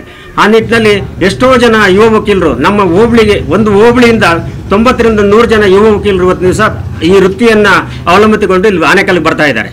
ಅವರೆಲ್ಲ ಈ ವೃತ್ತಿನಲ್ಲಿ ಬದುಕನ್ನು ಕಂಡ್ಕೋಬೇಕು ಅಂತ ಹೇಳಿದ್ರೆ ಈ ಎಲ್ಲ ನ್ಯಾಯಾಲಯಗಳು ಕಾರ್ಯಾರಂಭ ಮಾಡಬೇಕು. ಆಮೇಲೆ ಪ್ರಕರಣಗಳನ್ನು ಅತಿ ಶೀಘ್ರದಲ್ಲಿ ವಿಲೇವಾರಿ ಮಾಡಬೇಕಂತ ಹೇಳಿದ್ರೆ ಹೆಚ್ಚುವರಿ ನ್ಯಾಯಾಲಯಗಳು ಸಹ ಬೇಕಾಗಿದೆ. ಆ ನಿಟ್ಟಿನಲ್ಲಿ ನಾವು ಎಲ್ಲ ಕಾರ್ಯಗಳನ್ನು ಮಾಡಿದ್ದೇವೆ. ಒಂದಲ್ಲ ನಾನು ಹೇಳಬೇಕಾದ್ರೆ ನಾನು ಈ ಆನೇಕಲ್ನಲ್ಲಿ ಏನೆಲ್ಲ ಸಾಧನೆ ಮಾಡಿದ್ವಿ ಅಂದರೆ ಫಸ್ಟ್ ಆನೇಕಲ್ಲೇ ಅಂಬೇಡ್ಕರ್ ಜಯಂತಿಯನ್ನು ಮಾಡಿರೋದ್ರಿಂದ ಹಿಡಿದು ಸಾರ್ವಜನಿಕವಾಗಿ ಎಲ್ಲ ಕಾರ್ಯಗಳನ್ನು ಪ್ರಪ್ರಥಮವಾಗಿ ಇಡೀ ರಾಜ್ಯದಲ್ಲಿ ಅಂಬೇಡ್ಕರ್ ಜಯಂತಿಯನ್ನು ಏನಾರು ಮಾಡಿದ್ದೀವಿ ಅಂತ ಹೇಳಿದ್ರೆ ಅದು ಆನೇಕಲ್ ನ್ಯಾಯಾಲಯ ಅಂತ ಹೇಳೋದಕ್ಕೆ ನಿಮ್ಮ ಮುಂದೆ ನಾನು ಹೆಮ್ಮೆ ಪಡ್ತೇನೆ. ಆ ನಿಟ್ಟಿನಲ್ಲಿ ನಾವು ಮಾದರಿ ಆಗಿದ್ದೀವಿ. ಬೆಂಗಳೂರಿನಲ್ಲಿ 10,000 20,000 ಜನ ವೋಟರ್ಸ್ ಇದ್ದಾರೆ, ಅಲ್ಲಿ 45,000 ಜನ ವಕೀಲರಿದ್ದಾರೆ. ಅವ್ರ ಕೈಯಲ್ಲಿ ಅಂಬೇಡ್ಕರ್ ಜಯಂತಿಯನ್ನು ಮಾಡೋಕ್ಕಾಗಿಲ್ಲ. ಇಂಥ ರಿಮೋಟೆಸ್ಟ್ ಪ್ಲೇಸಲ್ಲಿ ನಾವು ಅಂಬೇಡ್ಕರ್ ಜಯಂತಿಯನ್ನು ಮಾಡಿ ಅವರು ಮಾದರಿಯಾಗಿ ತೋರಿಸಿ ಇವತ್ತಿನ ದಿವಸ ಎಲ್ಲ ನ್ಯಾಯಾಲಯಗಳಲ್ಲಿ ಈಗ ಸುಪ್ರೀಂ ಕೋರ್ಟ್ ಆದೇಶ ಆಗಿದೆ, ಅಂಬೇಡ್ಕರ್ ಭಾವಚಿತ್ರದೊಂದಿಗೆ ಮಹಾತ್ಮ ಗಾಂಧಿ ಅವರ ಭಾವಚಿತ್ರದೊಂದಿಗೆ ಅಂಬೇಡ್ಕರ್ ಭಾವಚಿತ್ರವನ್ನು ಸಹ ನ್ಯಾಯಾಲಯದಲ್ಲಿ ಅನಾವರಣಗೊಳಿಸಬೇಕು. ಯಾವುದೇ ರಾಷ್ಟ್ರೀಯ ಹಬ್ಬವನ್ನು ಮಾಡಬೇಕಂದ್ರೆ ಅಂಬೇಡ್ಕರ್ ಭಾವಚಿತ್ರವನ್ನು ಸಹ ಇಟ್ಟು ರಾಷ್ಟ್ರೀಯ ಹಬ್ಬವನ್ನು ಮಾಡಬೇಕು ಅಂತಕ್ಕಂಥ ಒಂದು ನಿಟ್ಟಿನಲ್ಲಿ ನಾವು ಕಾರ್ಯವನ್ನು ಮಾಡಿದ್ದೇವೆ. ಬಂಧುಗಳೇ, ನಾನು ಹೇಳೋದಿಷ್ಟೇ, ನೀವು ಯಾಕೆ ನಮ್ಮನ್ನೇ ಚುನಾವಣೆಯಲ್ಲಿ ಗೆಲ್ಲಿಸಬೇಕು ಅಂತ ಹೇಳಿದ್ರೆ, ನಮ್ಮಲ್ಲಿ ನಿಷ್ಪಕ್ಷಪಾತವಾಗಿ 24x7 ವಕೀಲರ ಹೇಳಿಕೆಗಾಗಿ ಶ್ರಮಿಸ್ತಕ್ಕಂಥ ಯುವ ತಂಡವನ್ನು ನಾವು ಕಟ್ಟಿದ್ದೇವೆ. ಆ ತಂಡದ ಮುಖಂಡತ್ವವನ್ನು ವೈಪಿ ಅವರು ವಹಿಸಿಕೊಂಡಿದ್ದಾರೆ ನನ್ನ ನಂತರ ಅಂತೇಳಿ ಹೇಳೋದಕ್ಕೆ ಹೆಮ್ಮೆ ಪಡ್ತೇನೆ.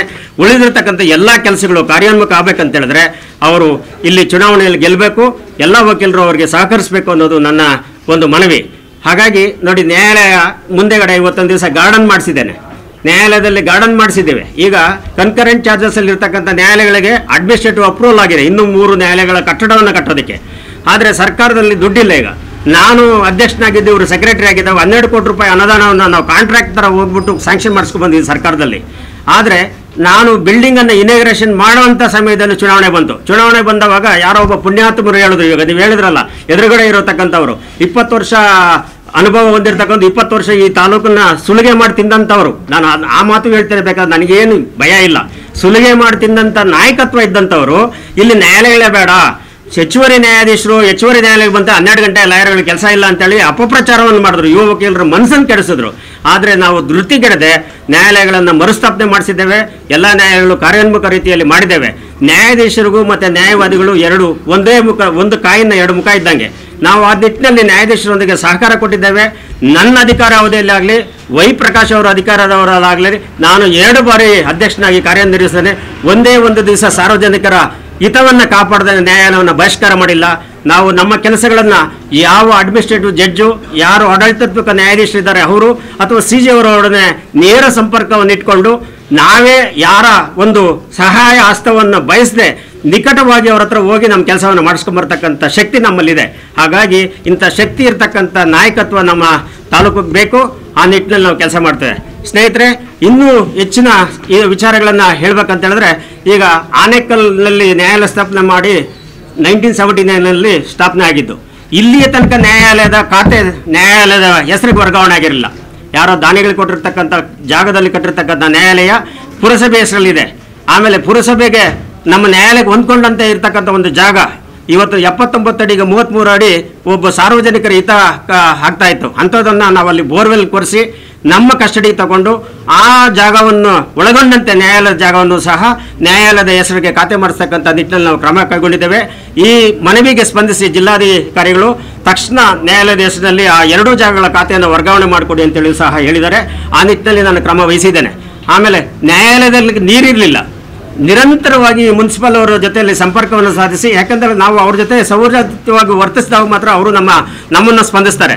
ನಮಗೆ ಕಾವೇರಿ ನೀರು ಇರ್ಬೋದು, ಬೋರ್ವೆಲ್ ನೀರು ಇರ್ಬೋದು. ಯಾಕಂತೇಳಿದ್ರೆ ಒಂದು ದಿವಸಕ್ಕೆ 500ರಿಂದ 1000 ಜನ ಬಂದು ಹೋಗೋಂಥ ಕ್ಷೇತ್ರ ನಮ್ಮ ಆನೇಕಲ್ ತಾಲೂಕಿನಲ್ಲಿರ್ತಕ್ಕಂಥ ನ್ಯಾಯಾಲಯಗಳಲ್ಲಿ. ಒಂದು ಕೋರ್ಟಲ್ಲಿ 150ರಿಂದ 140 ಪ್ರಕರಣಗಳನ್ನು ಹಾಕ್ಕೊಳ್ತಾರೆ.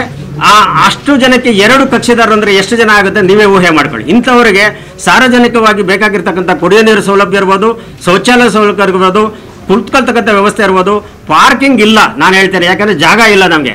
ಈಗ ಸುತ್ತು ಇರ್ತಕ್ಕಂಥ ಜಾಗಗಳನ್ನು ನಾವು ಚೀಫ್ ಸೆಕ್ರೆಟರಿಗೆ ಮನವಿಯನ್ನು ಕೊಟ್ಟು ನಮ್ಮ ಆಡಳಿತಾತ್ಮಕ ನ್ಯಾಯಾಧೀಶರು ಆ ಡೆವಲಪ್ಮೆಂಟ್ ಕಂಡೀಷನ್ ಇರ್ತಕ್ಕಂಥ ಸೆರಿಕಲ್ಚರ್ ಬಿಲ್ಡಿಂಗ್ಸ್ನ ನಮ್ಗೆ ಬಿಟ್ಕೊಡಿ, ಅದೇ ರೀತಿಯ KEB ಅವರಿಗೆ ಹೊಸ ಕ್ವಾರ್ಟರ್ಸ್ ಆಗಿದೆ, ಆ ಜಾಗನ ನಮ್ಗೆ ಬಿಟ್ಕೊಡಿ ಅಂತಲೂ ಕೇಳಿದ್ವಿ. ಆದರೆ ನಮ್ಮ ಚೀಫ್ ಸೆಕ್ರೆಟರಿ ಅವರು ಸಂಬಂಧಪಟ್ಟಂಥ ಇಲಾಖೆಯೊಂದಿಗೆ ಸಂಪರ್ಕವನ್ನು ಬೆಳೆಸಿ ಅದನ್ನು ಬಿಟ್ಕೊಡೋದಕ್ಕೆ ಕಾರ್ಯೋನ್ಮುಖರಾದವಾಗ ಅವ್ರು ಹೇಳ್ತಾರೆ, ತಾಲೂಕಿನ ಹೆಡ್ ಕ್ವಾರ್ಟರ್ಸಲ್ಲಿ ನಮ್ಮ ಸೆರಿಕಲ್ಚರ್ ಡಿಪಾರ್ಟ್ಮೆಂಟಿಗೆ ಜಾಗ ಇಲ್ಲದೆ ಹೋಗ್ಬಿಡುತ್ತೆ, ನಿಮ್ಗೆ ಜಾಗ ಬಿಟ್ಕೊಟ್ರೆ ಹಾಗಾಗಿ ಬಿಟ್ಕೊಡೋಕ್ಕಾಗಲ್ಲ ಅಂತೇಳಿ ಅವರು ತಕರಾರು ಮಾಡಿದ್ದಾರೆ. ಇಲ್ಲ ಅಂತೇಳಿದರೆ ಆ ಎದುರು ಕಡೆ ಬಿದ್ದಿರ್ತಕ್ಕಂಥ ನಿವೇಶನಗಳು ನಮ್ಗೆ ಕೊಟ್ಟರೆ ನ್ಯಾಯಾಲಯ ಸುಸಜ್ಜಿತವಾಗಿ ಕಾರ್ಯೋನ್ಮುಖ ಆಗುತ್ತೆ. ಈ ಕ್ಷೇತ್ರದ ಎಲ್ಲ ರೈತಾಪಿ ಬಂಧುಗಳ ಎಲ್ಲ ಮನವಿಗಳೇನಿದಾವೆ, ಅಥವಾ ಅಪೀಲ್ ಇರ್ಬೋದು, ಅಥವಾ OS ಇರ್ಬೋದು, ಅಥವಾ ಡಿಕ್ಲರೇಷನ್ ಸೂಟ್ ಯಾವುದೇ ಪ್ರಕರಣ ಇರ್ಬೋದು, ಅತಿ ಶೀಘ್ರದಲ್ಲಿ ಬಗೆಹರಿಸೋದಕ್ಕೆ ಒಂದು ಅವಕಾಶ ಆಗುತ್ತೆ. ಹಾಗಾಗಿ ನಾನು ನಿಮ್ಮ ಮುಖಾಂತರ ಮನವಿ ಮಾಡೋದಿಷ್ಟೇ, ಪ್ರಗತಿಪರ ಚಿಂತಕರಾಗಿರ್ತಕ್ಕಂಥ ನಮ್ಮ ತಂಡ ಬೆಂಬಲಿಸಬೇಕು. ನೀವು ಹೆಚ್ಚಿನ ಸಂಖ್ಯೆಯಲ್ಲಿ ನಮ್ಮನ್ನು ಆರಿಸಿದ್ದೇ ಆದರೆ ನಾವು ಏನು ನಮಗೆ ಈ ಚುನಾವಣಾ ಪೂರ್ವದಲ್ಲಿ ನಾವು ಈ ಪಾಂಪ್ಲೆಟ್ ಮುಖಾಂತರ ಹೇಳಿದ್ದೇವೆ, ಅದು ಎಲ್ಲ ನ್ಯಾಯಾಲಯಗಳನ್ನು ಈ ತಾಲೂಕಿನಲ್ಲಿ ಕಾರ್ಯವನ್ನು ಮಾಡ್ತಕ್ಕಂಥ ನಿಟ್ಟಿನಲ್ಲಿ ಕ್ರಮ ಕೈಗೊಳ್ತವೆ. ಉಳಿದಿರ್ತಕ್ಕಂಥ ಒಂದು ಪೋಸ್ಟ್ ಆಫೀಸ್ ತರಬೇಕು, ಆಮೇಲೆ ಒಂದು ATM ಅನ್ನು ತರಬೇಕಾಗಿತ್ತು. ನಾವು ಚುನಾವಣಾ ಪೂರ್ವದಲ್ಲಿ ನನ್ನ ಅವಧಿನಲ್ಲಿ ಕೊಟ್ಟಿರ್ತಕ್ಕಂಥ ಇದರಲ್ಲಿ ಅದು ಸಹ ಅಡ್ಮಿನಿಸ್ಟ್ರೇಟಿವ್ ಅಪ್ರೂವಲ್ ಆಗಿದೆ. ಆದರೆ ಸರ್ಕಾರದಲ್ಲಿ ದುಡ್ಡಿಲ್ಲ. ನಮ್ಮ ನ್ಯಾಯಾಲಯಕ್ಕೆ ಸುಣ್ಣ ಬಣ್ಣ ಬಳಿದು 10 ವರ್ಷ ಆಗಿದೆ. ಈಗ ಸರ್ಕಾರದಿಂದ 1 ರೂಪಾಯಿ ದುಡ್ಡಿಲ್ಲ. ಹಾಗಾಗಿ ನಾವು ಕಟ್ಕೊಂಡಿರ್ತಕ್ಕಂಥ ನಮ್ಮ ಸ್ವಂತ ದುಡ್ಡಲ್ಲಿ ಕಟ್ಕೊಂಡಿರ್ತಕ್ಕಂಥ ನಮ್ಮ ಸಂಘಕ್ಕೆ ಸುಣ್ಣ ಬಣ್ಣ ಬಳಿದು ಕಟ್ಟಡವಾಗಿಂದ ಇವತ್ತರೂ ಕಟ್ಟಿರಲಿಲ್ಲ. ಅದಕ್ಕೆ ಸುಣ್ಣ ಬಣ್ಣವನ್ನು ನಮ್ಮ ದುಡ್ಡಲ್ಲಿ ನಾವು ಬೆಳೆದಿದ್ದೇವೆ. ನಮಗೆ ಅಡ್ಮಿನಿಸ್ಟ್ರೇಟಿವ್ ನ್ಯಾಯಾಧೀಶ ಕರೆದಾದರು, ವಕೀಲರೇ ನೀವು ಯಾಕೆ ನಿಮ್ಮ ಕಚೇರಿಗೆ ಮಾತ್ರ ಸುಣ್ಣ ಬಣ್ಣ ಬಳ್ಕೊತಾ ಇದ್ದೀರಾ, ನಾನು ಸರ್ಕಾರದ ವತಿಯಿಂದ ಬಣ್ಣವನ್ನು ಬಳಸ್ತೇನೆ ಅಂತ. ಆದರೆ ಇವತ್ತು 1.5 ವರ್ಷ ಆಯಿತು ನಾವು ಅದಕ್ಕೆ ಪೇಂಟಿಂಗ್ ಮಾಡಿಸಿ, ಇವತ್ತುವರೆಗೂ ನ್ಯಾಯಾಲಯಕ್ಕೆ ಪೇಂಟಿಂಗ್ ಆಗಿಲ್ಲ. ಇಂಥ ನಿಟ್ಟಿನಲ್ಲಿರ್ತಕ್ಕಂಥ ಸರ್ಕಾರವನ್ನು ಒಡೆದೆಬ್ಬಿಸಿ ಕೆಲಸ ಮಾಡ್ತಕ್ಕಂಥ ನಿಟ್ಟಿನಲ್ಲಿ ತಗೊಂಬರ್ಬೇಕಂದ್ರೆ ಸದೃಢವಾದ ನಾಯಕತ್ವ ಬೇಕು. ಹಾಗಾಗಿ ನಮ್ಮ ತಾಲೂಕಿಗೆ ಸದೃಢವಾದ ನಾಯಕತ್ವ ವಹಿಸಿರ್ತಕ್ಕಂಥ YP ಮತ್ತು ಅವರ ತಂಡವನ್ನು ಹೆಚ್ಚಿನ ಶಕ್ತಿಯಲ್ಲಿ ನೀವು ಹೊರಹೊಮ್ಮಿಸಿದ್ದಾದರೆ ನಮ್ಮಲ್ಲಿ ಏನು ಪೆಂಡೆನ್ಸಿ ಕೆಲಸ ಇದೆ ಅದು ಎಲ್ಲನೂ ಸಹ ಅವರು ಮಾಡ್ತಾರೆ ಅಂತಕ್ಕಂಥ ಭರವಸೆ ನನಗಿದೆ. ಹಾಗಾಗಿ YP ಮತ್ತು ತಂಡವನ್ನು ನೀವು ಬೆಂಬಲಿಸಬೇಕು, ಹೆಚ್ಚಿನ ಸಂಖ್ಯೆಯಲ್ಲಿ ವಕೀಲರಿಗೆ ಈ ಸುದ್ದಿಯನ್ನು ಮುಟ್ಟಿಸಬೇಕು ಅಂತೇಳಿ ತಮ್ಮಲ್ಲಿ ಕೈ ಮುಗಿದು ವಿನಮ್ರವಾಗಿ ಬೇಡ್ಕೊಳ್ತೇನೆ. ನಿಮ್ಮ ಪ್ರಶ್ನೆ ಏನಂದರೆ, ಈಗ ಸಿವಿಲ್ ಪ್ರೊಸೀಜರ್ ಕೋಡ್ ಅಮೆಂಡ್ ಆಗಿದೆ, 2 ವರ್ಷದಲ್ಲಿ ಕೇಸ್ ಮುಗಿಬೇಕು, ಕೇಸ್ ಫೈಲ್ ಮಾಡಿದ ದಿನನೇ ಜಡ್ಜ್ಮೆಂಟ್ ಯಾವತ್ತೂ ಫಿಕ್ಸ್ ಮಾಡಬೇಕಂತಿದೆ. ಅದರ ಬಗ್ಗೆ ನೀವು ಸಾರ್ವಜನಿಕರಿಗೆ ಏನು ಎಜುಕೇಟ್ ಮಾಡ್ತಾ ಇದ್ದೀರಾ, ಆ CPC ಅಮೆಂಡ್ಮೆಂಟ್ ಬಗ್ಗೆ ಏನು ಹೇಳ್ತೀರಾ? ನೀವು ಎತ್ತಿ ತೋರಿಸಿ ಸರ್ಕಾರದವರು ಇಲ್ಲಿ ಹೆಚ್ಚುವರಿ ಕೋರ್ಟ್ ಆಗ್ತದೆ, ಇಲ್ಲೇ ಅಲ್ಲ ಪೂರ್ತಿ ನಮ್ಮ ರಾಜ್ಯದಲ್ಲಿ ಹೆಚ್ಚುವರಿ ಕೋರ್ಟ್ ಆಗ್ತಾರೆ, ಕೇಸಸ್ ಬೇಗ ಮುಗಿಯುತ್ತೆ, ಜನರು ನೆಮ್ಮದಿಯಾಗಿ ಮನೆಗೆ ಇರ್ಬೋದು. 15-25 ವರ್ಷ ಆದರೂ ಕೇಸ್ ಮುಗಿತಾ ಇಲ್ಲ. ಇಲ್ಲಿ ಜನ ಎಲ್ಲ ನಮ್ಮ ಬೈಕೊಂಡು ಹೋಗ್ತಾರೆ, ಅರ್ಜೆಂಟ್ ದಿನಕ್ಕೆ 200 ಕೇಸ್ ಹಾಕೊಂಡ್ರೆ ಪಾಪ ಎಲ್ಲಿ ನಡೆಸ್ತಾರೆ ಕೇಸು, ಡೇಟ್ ಕೊಡೋದು ಹೊರಟೋಗುತ್ತೆ, ಒಂದು 3-4 ಕೇಸ್ ನಡೆಸ್ತಾರೆ ಹೊರಟೋಗುತ್ತೆ. ನೀವು ಈ CPC ಅಮೆಂಡ್ಮೆಂಟ್ ಮಾಡಿ ಕರ್ನಾಟಕ ಸರ್ಕಾರ ಮಾಡಿದರೆ ಇದನ್ನು ಯಾವಾಗ ಇಂಪ್ಲಿಮೆಂಟ್ ಮಾಡ್ತೀರಾ ಅಂತ ಸರ್ಕಾರ ಪ್ರಶ್ನೆ ಮಾಡಿ ದಯವಿಟ್ಟು ಸಾರ್ವಜನಿಕ ಅನುಕೂಲ ಮಾಡಿಕೊಡಿ ಅಂತ ನನ್ನ ಬಂದು ರಿಕ್ವೆಸ್ಟ್. ಜಯರಾಮ್ ರೆಡ್ಡಿ ಅಂತ ಆನೇಕಲ್ ವಕೀಲರ ಸಂಘ ಚುನಾವಣೆ 2021-22ನೇ ಸಾಲಿನಲ್ಲಿ ಹಿರಿಯ ವಕೀಲರು ಆದಂತಹ ವೈ ಪ್ರಕಾಶ್ ರವರು ಮತ್ತು ಅವರ ತಂಡ ಚುನಾವಣೆಗಾಗಿ ನಿಂತಿದೆ. ವೈ ಪ್ರಕಾಶ್ ರವ್ರನ್ನ ಯಾಕೆ ನಾವು ಬೆಂಬಲಿಸಬೇಕು, ವೈ ಪ್ರಕಾಶ್ ಅವ್ರ ತಂಡವ್ರನ್ನ ಯಾಕೆ ನಾವು ಬೆಂಬಲಿಸಬೇಕು, ಯಾಕೆ ಅವ್ರು ಮೊದಲೇ ಒಂದ್ಸರಿ ಪ್ರೆಸಿಡೆಂಟ್ ಆಗಿಲ್ವಾ, ಟ್ರೆಸರರ್ ಆಗಿರ್ಲಿಲ್ವಾ, ಜನರಲ್ ಸೆಕ್ರೆಟರಿ ಆಗಿರ್ಲಿಲ್ವಾ, ಬೇರೆಯವ್ರಿಗೆ ಬಿಟ್ಕೊಡ್ಬೋದಾಗಿತ್ತಲ್ಲ. ಹೀಗೆ ಹಲವಾರು ಪ್ರಶ್ನೆಗಳು ತಮ್ಮ ಮುಂದೆ ಇದೆ. ಇನ್ನೊಂದು ಬಣ ಕೂಡ ಅದೇ ಒಂದು ಬದಲಾವಣೆ ಅಂತ ಹೇಳ್ತಾ ಇದ್ದಾರೆ. ಏನು ಬದಲಾವಣೆ, ಯಾಕೆ ಬದಲಾವಣೆ? 1979ರಲ್ಲಿ ಇದ್ದಿದ್ದು ಒಂದು ಕೋರ್ಟು, ಮುನ್ಸಿಫ್ ಕೋರ್ಟು. ಆಗ ಇದ್ದಿದ್ದು ಕೆಲವೇ ವಕೀಲರುಗಳು, ಅವರು ಕೂಡ ಬೆಂಗಳೂರಿಂದ ಬರ್ತಾ ಇದ್ರು, ಆನೇಕಲ್ಲು ಒಬ್ಬರು ಇಬ್ಬರು ಇದ್ರು. ನಂತರ 2006ರಲ್ಲಿ ನೂತನ ಕಟ್ಟಡ ಓಪನ್ ಮಾಡಿದಾಗ ಸಿವಿಲ್ ಜಡ್ಜು ಕೋರ್ಟ್ ಅಂತ ಓಪನ್ ಆಯಿತು. ಆಗ ಒಂದೇ ಒಂದು ಅಡಿಷನಲ್ ಕೋರ್ಟ್ ಕೊಟ್ಟರು. ಆಗ ಅದಾದ ಮೇಲೆ ಸೀನಿಯರ್ ಸಿವಿಲ್ ಜಡ್ಜ್ ಅಂತ 2006ನೇ ಇಸ್ವಿಯಲ್ಲಿ ಇವರ ಒಂದು ನೇತೃತ್ವದಲ್ಲಿ ಬಂತು. ಆಗ ಬೆಂಗಳೂರಲ್ಲಿರುವಂಥ ವಕೀಲರುಗಳು ಆನೇಕಲ್ಲಲ್ಲಿ ಆಫೀಸ್ಗಳು ಓಪನ್ ಮಾಡಿದ್ರು. ಅನೇಕ ಆನೇಕಲ್ ತಾಲೂಕಿನ ಯುವ ವಕೀಲರು ಆನೇಕಲ್ ಆಫೀಸ್ ಓಪನ್ ಮಾಡಿದ್ರು. ಆ ಜನಸಾಗರ ಆನೇಕಲ್ಗೆ ಹರಿದು ಬಂತು, ಕೇಸುಗಳು ಕೂಡ ಆನೇಕಲ್ಗೆ ಹರಿದು ಬಂತು, ವಕೀಲರು ಕೂಡ ಆನೇಕಲ್ಗೆ ಹರಿದು ಬಂತು. ಆನೇಕಲ್ಲು ಇಂಪ್ರೂವ್ಮೆಂಟ್ ಆಯಿತು. 2006ರವರೆಗೂ ಬದಲಾವಣೆ ಅಂತ ಕೇಳ್ತಾರೆ. ಯಾರಿದ್ರು ಪ್ರೆಸಿಡೆಂಟ್ ಆಗಿ? 18 ವರ್ಷ ಒಬ್ಬರೇ ಇದ್ರು. ಆವಾಗ ಈ ಪ್ರಶ್ನೆ ಕೇಳಿಲ್ವಾ? ಯಾಕೆ ಕೇಳಿಲ್ಲ ನೀವು? 18 ವರ್ಷ ಒಬ್ಬರೇ ಇದ್ರು ಪ್ರೆಸಿಡೆಂಟು. 18 ವರ್ಷ ಆದ್ಮೇಲೆ ತಿರ್ಗಾ ಒಂದು 6 ವರ್ಷ ಇನ್ನೊಬ್ಬರೇ ಇದ್ರು ಪ್ರೆಸಿಡೆಂಟು. ಅದಾದ್ಮೇಲೆ ಇವರು ಪ್ರಕಾಶ್ ಅವರು ಟ್ರೆಸರರ್ ಆಗಿ ಅವರ ಕೆಲಸವನ್ನ ಚಾಚು ತಪ್ಪದೆ ಎಲ್ಲಿಯೂ ಕೂಡ ಒಂದು ಪ್ರಶ್ನೆ ಅವರ ಮೇಲೆ ಬರದಂಗೆ ಕೆಲಸ ಮಾಡಿದ್ದಾರೆ. ಬದಲಾವಣೆ ಬೇಕು. ಯಾಕೆ ಬೇಕು? ಇವರೇನು ದುಡ್ಡು ತಿನ್ಬಿಟ್ಟಿದ್ರೆ ಬದಲಾವಣೆ ಬೇಕು. ಇವರೇನು ಕೆಲಸ ಮಾಡಿಲ್ಲ, ಬದಲಾವಣೆ ಬೇಕು. ಇವರೇನು ಮೋಸ ಮಾಡಿದಾರ, ಬದಲಾವಣೆ ಬೇಕು. ವಕೀಲರ ಕ್ಷೇಮಾಭಿವೃದ್ಧಿ ಸಂಘಕ್ಕೆ ಇವ್ರು ದುಡ್ದಿಲ್ವಾ, ಬದಲಾವಣೆ ಬೇಕು. ಏನು ಬದಲಾವಣೆ ಬೇಕು? ಸೆಕ್ರೆಟರಿ ಆಗಿ ದುಡಿದ್ದಾರೆ ವಕೀಲರಿಗೋಸ್ಕರ, ಸಮಾಜಕ್ಕೋಸ್ಕರ, ಕಕ್ಷಿದಾರಕ್ಕೋಸ್ಕರ, ಕೋರ್ಟ್ಗಳಿಗೋಸ್ಕರ. ಜನರಲ್ ಸೆಕ್ರೆಟರಿ ಆಗಿ ದುಡಿದಿದ್ದಾರೆ. ಅವರಿಗಿರುವಂತಹ ಒಂದು ಚಾಚು ತಕ್ಕತೆ ಮತ್ತೆ ಕೇಸ್ಗಳಿಗೆ ಸೀನಿಯರ್ ಅಡ್ವೊಕೇಟ್ ಅವ್ರಿಗೆ ನಮ್ಗೆ ಬೇಕಾಗಿಲ್ಲ ಅಂತ ಅವರು ನಮ್ಮ ವಕೀಲನ ಅವ್ನ ಪಾಡ ಏನೋ ಮಾಡ್ಕೊಂತ, ಈ ವಕೀಲನ ಇವನ್ ಪಾಡ ಏನೋ ಮಾಡ್ಕೊಂತ ಬಿಡ್ಬೋದಾಗಿತ್ತು. ಬಿಟ್ಟಿಲ್ಲ. ಅವರು ನಮ್ಮ ವಕೀಲರು, ನಮ್ಮ ರಕ್ತ, ನಮ್ಮ ವಕೀಲರೇ ನಮ್ದು ಕುಟುಂಬ. ಅವ್ರ ಕುಟುಂಬ ಇರ್ಬೋದು, ನಮ್ಮ ವಕೀಲರೇ ನಮ್ಗೆ ಕುಟುಂಬ ಅಂತ ಓಡಾಡ್ತಾ ಇದ್ದಾರೆ. ಅದಕ್ಕೋಸ್ಕರ ಬೆಂಬಲ ಮಾಡಬೇಕು. ಯಾವುದೇ ಒಬ್ಬ ವಕೀಲನಿಗಾಗ್ಲಿ ಕಕ್ಷಿದಾರನಿಗಾಗ್ಲಿ ತೊಂದರೆ ಆಗಿದೆ ಫಸ್ಟ್ ಇರುವಂತದ್ದು ಪ್ರಕಾಶ್ ಅವರೇ. ಎಷ್ಟೊತ್ತನಾಗ್ಲಿ ಅವ್ರ ಫೋನ್ ಆನ್ ಆಗಿರ್ತದೆ. 3 ಗಂಟೆಗೆ ಫೋನ್ ಮಾಡಿ, ವಕೀಲರು ಒಬ್ರು 3 ಗಂಟೆಗೆ ಫೋನ್ ಮಾಡಿದರೆ ಓಡಿದ್ದಾರೆ ಇವರು. ಓಡಿ ಇಲ್ಲಿ ನಮ್ಮ ತಾಲೂಕಲ್ಲಿ ಇನ್ನೊಬ್ಬ ತಾಲೂಕಲ್ಲಿ ಪ್ರಶ್ನೆ ಆದಾಗ ಓಡಿ ಅಲ್ಲಿ ಸಾಲ್ವ್ ಮಾಡ್ಕೊಂಡು ಬಂದಿದ್ದಾರೆ. 3 ಗಂಟೆಗೆ ಎದ್ದು ಓಡಿದ್ದಾರೆ. ಇವರ ಫೋನ್ 24 ಆನ್ ಆಗಿರ್ತದೆ. ವಕೀಲರು ಫೋನ್ ಬಂದ ತಕ್ಷಣ ಅವ್ರ ಹೆಸರು ಹೇಳ್ತಾರೆ. 691 ಜನ ಹೆಸರು ಗೊತ್ತು ಅವ್ರಿಗೆ, ನಮ್ಗೆ ಗೊತ್ತಿಲ್ಲ. ಅಷ್ಟು ಒಂದು ಪ್ರೀತಿ ವಿಶ್ವಾಸ ವಕೀಲರ ಮೇಲೆ ಇರುವಂಥದ್ದು. ವಕೀಲರ ಸೇವೆಗೋಸ್ಕರ ಬರ್ತಾ ಇರೋದು ಅವರು. ಹೌದು ನಿಜ. ಈಗ ಅವ್ರು ಕಂಟಿನ್ಯೂಸ್ ಆಗಿ ಬಂದ್ಬಿಟ್ಟಿದ್ರೆ ಪ್ರೆಸಿಡೆಂಟ್, ಇವಾಗೂ ಪ್ರೆಸಿಡೆಂಟೇ, ಮನೆಯೂ ಪ್ರೆಸಿಡೆಂಟೇ, ಇವಾಗೂ ಪ್ರೆಸಿಡೆಂಟೇ ಅಂತ ಬಂದಿದ್ರೆ ನೀವು ಬದಲಾವಣೆ ಕೇಳೋಣ ಅಂತ ಹೇಳ್ಬೋದು. ಆದರೆ ಇಲ್ಲಿ ಅವರ ಟಾರ್ಗೆಟು ಇನ್ನೊಂದು ಕಂಪ್ನಿ, ಇನ್ನೊಂದು ಬಣದ ಟಾರ್ಗೆಟ್ ಏನು, ಪಟಾಪಟ್ ಪ್ರಕಾಶ್. ಪ್ರಕಾಶ್ ಒಬ್ಬರೇ ಕಾಣ್ತಾ ಇದ್ರು ನೋಡಿ ಸರ್. ಇಲ್ಲಿ ಇಷ್ಟು ಜನ ನಿಂತಿದ್ದೀರಿ. ಇವರು ಹರೀಶ್ ಕುಮಾರ್ ಅವರು ನಿಂತಿದ್ದಾರೆ, ಅವರು ಹೊಸಬ್ರೆ, ಅದು ಕಾಣಿಸಿಲ್ಲ ಅವರಿಗೆ.